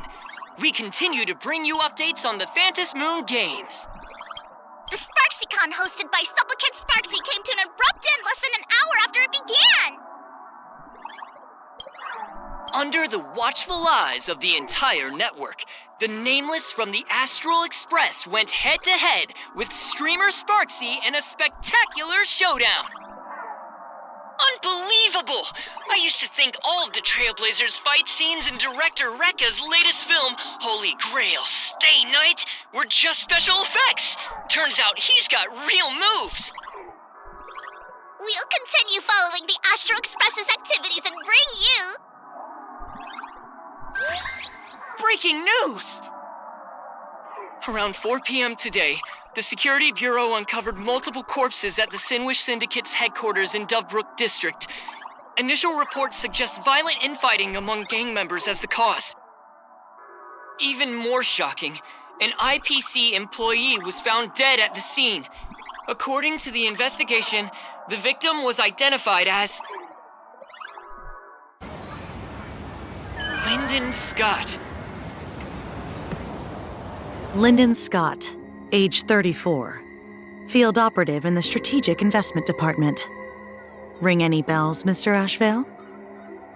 Never heard of him. What was someone from the IPC doing here? Word is, the Sinwish Syndicate recently got hold of a mask. Maybe Mr. Scott came to negotiate for the Phantasmoon Games, and got caught in the fallout. Apologies for interrupting your work, Mr. Ashvale. Wouldn't call it an interruption. The mess at Graphia Academy cleared itself up. But this... Initial assessment. 33 Sinwish Syndicate members. Leader Polwave included, along with second-in-command Costide, were murdered in the same time frame. Costide. The victims show clear signs of trauma and fractures, along with massive blood loss. Exact cause of death still pending further autopsy. These stylized handprints. We both know what they mean. Bloody Bloom. Only one person ever used that as their calling card. The Herald of Death is back. Your suspicion isn't without merit, but that guy was executed 5 years ago. Executed? Who witnessed it? Was the execution broadcast to the public? Who can prove he's dead? Who's to say you didn't let him out to rig this entire game? You've heard the rule, haven't you? No one can enter the Phantasmoon Games twice. So let me give you a piece of advice. Don't let rage gnaw away at your reason. It's bad for your health. The case's info is in the dossier. Get to work. The Department of Aberration Defense isn't paying us to bum around,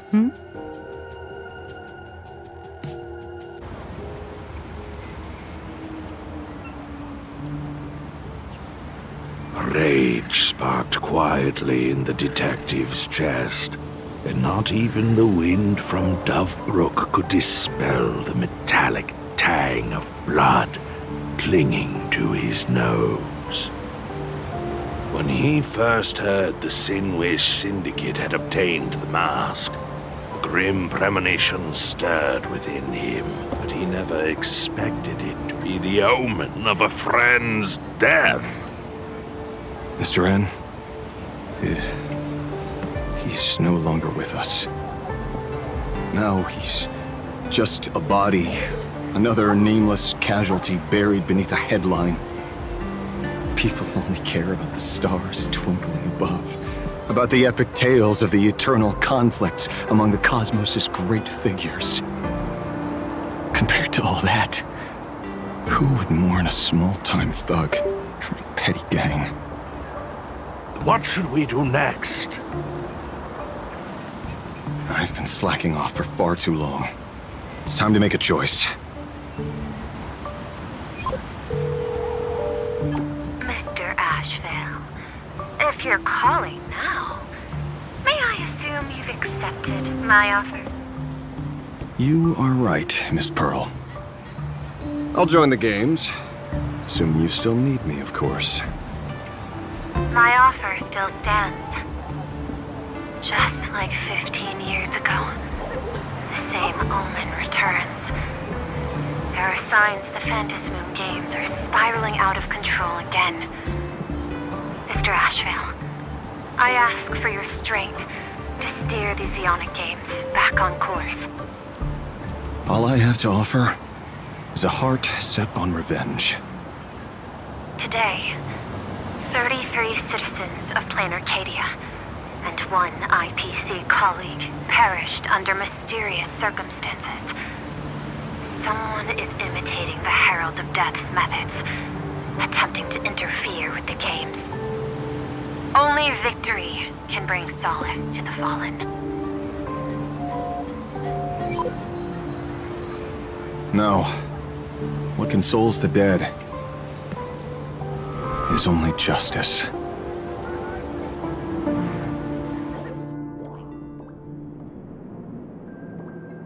What's the matter? Found a better candidate? Don't I even make the short list? This is a game shaped by the most capricious Eon. Surprises and twists are its very nature. It's only right I choose the strongest players. Even so, I have to ask, what makes you so sure that I'd hire a wanted criminal to fight in the Phantasmoon games, instead of tossing you into an IPC cell? Throw me in prison? But the Strategic Investment Department in Penacony clearly extended an olive branch to us Stellaron hunters. No? Changed your minds already? You suits sure turn faster than a page in a paperback. So let's cut the fluff. Give me a mask. Call it your first strategic investment in us. What do you say? Understanding comes first, then the investment. Tell me, how do you plan to earn my trust? Apologies in advance. Before I came to meet you, I broke into your collection room. I know what you've been working on. Imaginate. Tell me, have you heard of Zero? Greatest hacker and most feared player in all of Punk Lord? Some say she's an emanator of elation, while others say she enters the dark zone created by Mythos, as if it were her own backyard. She caused Punk Lord's data meltdown and infected IPC branches in 28 segmenta, isolating them from each other. Most information about Zero is half true, half false, much like the rumors surrounding you Stellaron hunters. But one thing is certain. Zero suffered a major downfall, and is now a prisoner of the IPC. It's obvious she left a deep impression on you. Traumatic, even. In that case, you should also know that ether editing and imagenesis stem from the same technological source. Or art. I know. I've studied it. How could I forget? You stole Zero's tech to make that lousy cash grab game Ethereum Wars. Of course, you'd know all this. But you corporate moneybags will never comprehend it.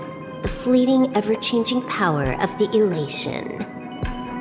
Zero once tampered with a parameter of reality, creating an independent realm that belonged solely to her, just like that other one. Just like Graphia.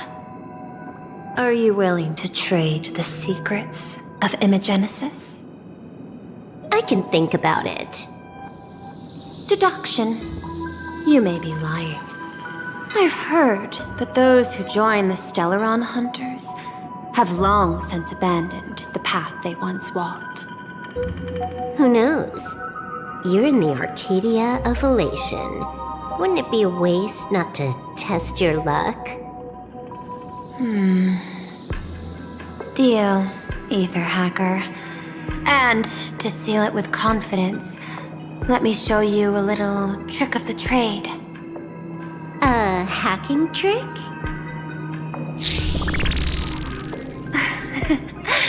Not exactly professional. Negotiating while soaked in a bathtub. I took one of your data slices. This will help us have a more honest conversation. How did you do that? Because I've studied you, including that cyber battle between you and that genius Schoolum. I even logged into all 76 of those banned accounts. I scattered just enough data breadcrumbs online for you to sniff out, leading you to the Ashen Detective. I even let you stroll through my collection room to explore as you pleased. Miss Silverwolf, a word of advice. Don't treat that mask like some 10 Stonehearts investment in a Stellaron hunter. Just think of this deal as something private, between you And me.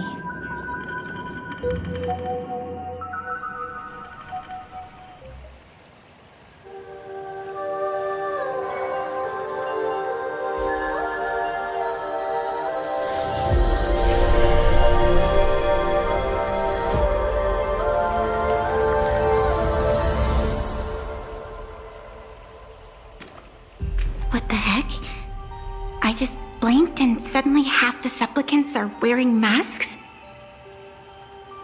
I was hoping the show would get better. Streamers clashing with cosmic heroes. A flashy brawl without anyone getting hurt. Wouldn't that have been nice?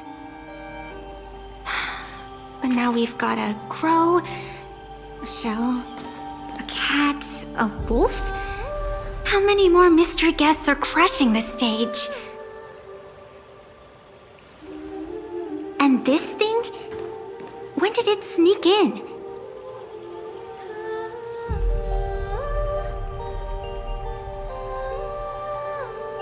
In the end, everything always spirals into the abyss. But you're the rare exception. Your first battle wasn't bad for a greenhorn protagonist. Since you came out on top, let's wipe the slate clean on that doom-filled oath. Who knows if the owners of those masks will become your friends or opponents? Or maybe one of them will bring about that terrifying future I saw in my dreams.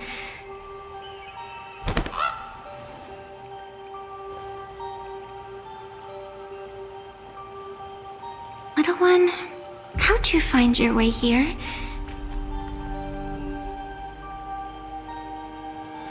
The supplicants in this Phantasmoon Games really caught me by surprise. Why don't those people in the Go Home Club?